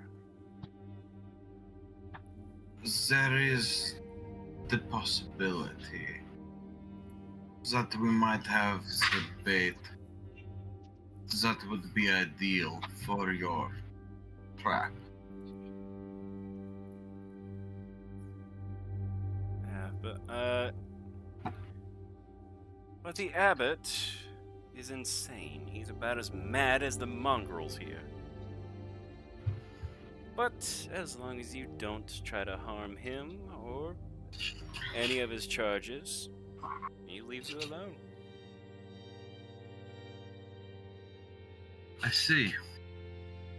The information you've provided is well received. I look forward to seeing the notes that you've completed from Dr. Richten. Van Richten. Van Richten. And he has told me that the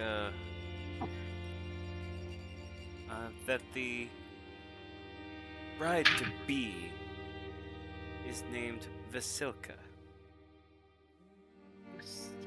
Interesting name.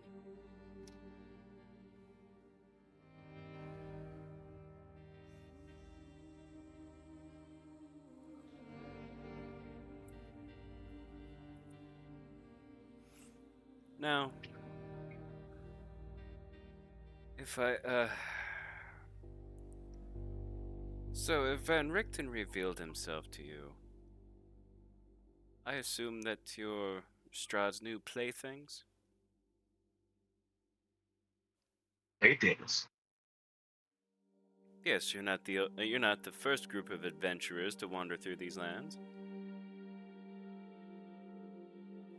But to word it like that, Well, have you killed him yet? no. Then he is playing with you, like you are children's toys. Got it.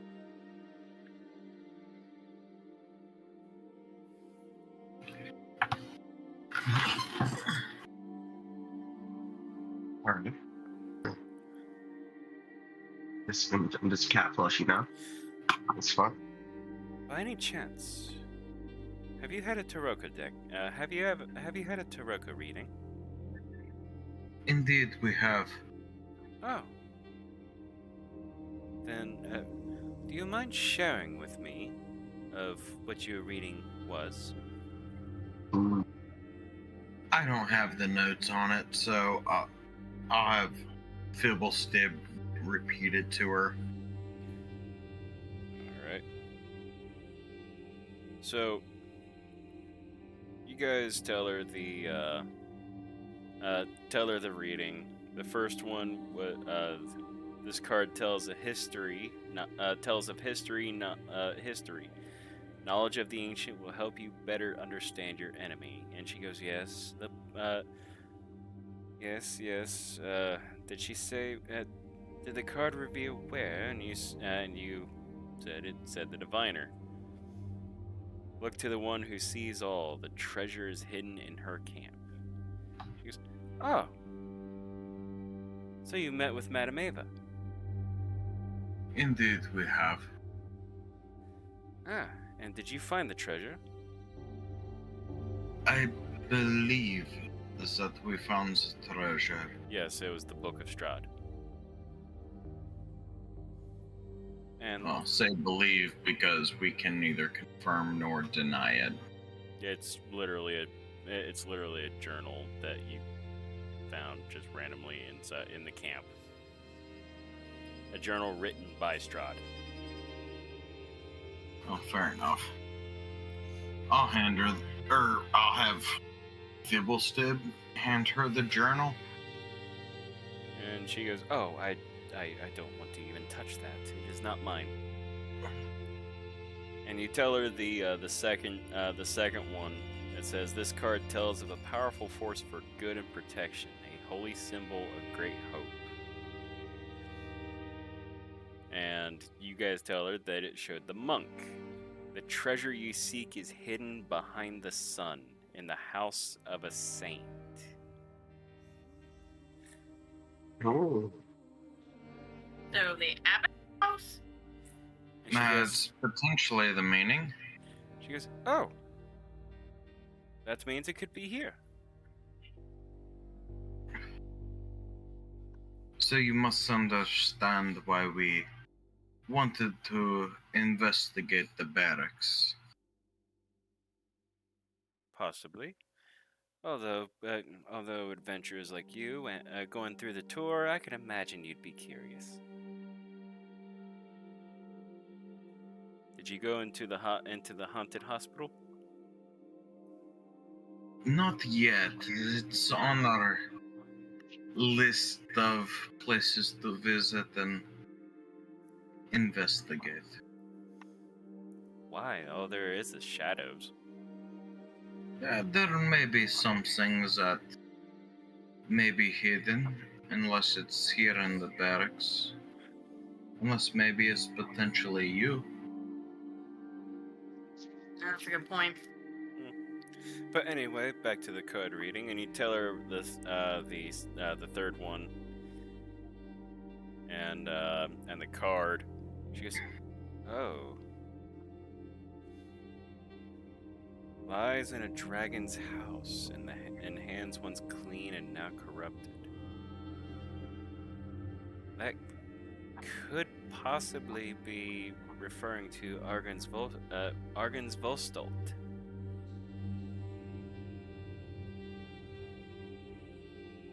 Argan's Volstol. Yes, it is. It's inhabited by a bunch of revenants. Be very careful with them. They won't. You haven't angered anyone to have vengeance sworn upon you after you've killed them, have you? After we killed them, no. Okay, then you should be fine.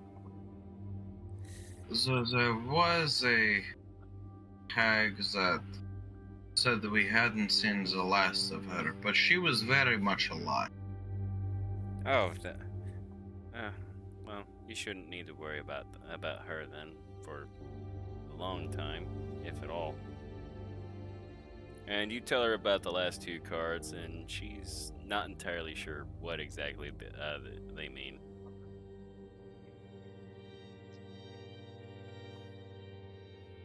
We've figured out that Vaughn is relative to the Order of the Raven. Ah, the Keepers of the Feather. Yes, them.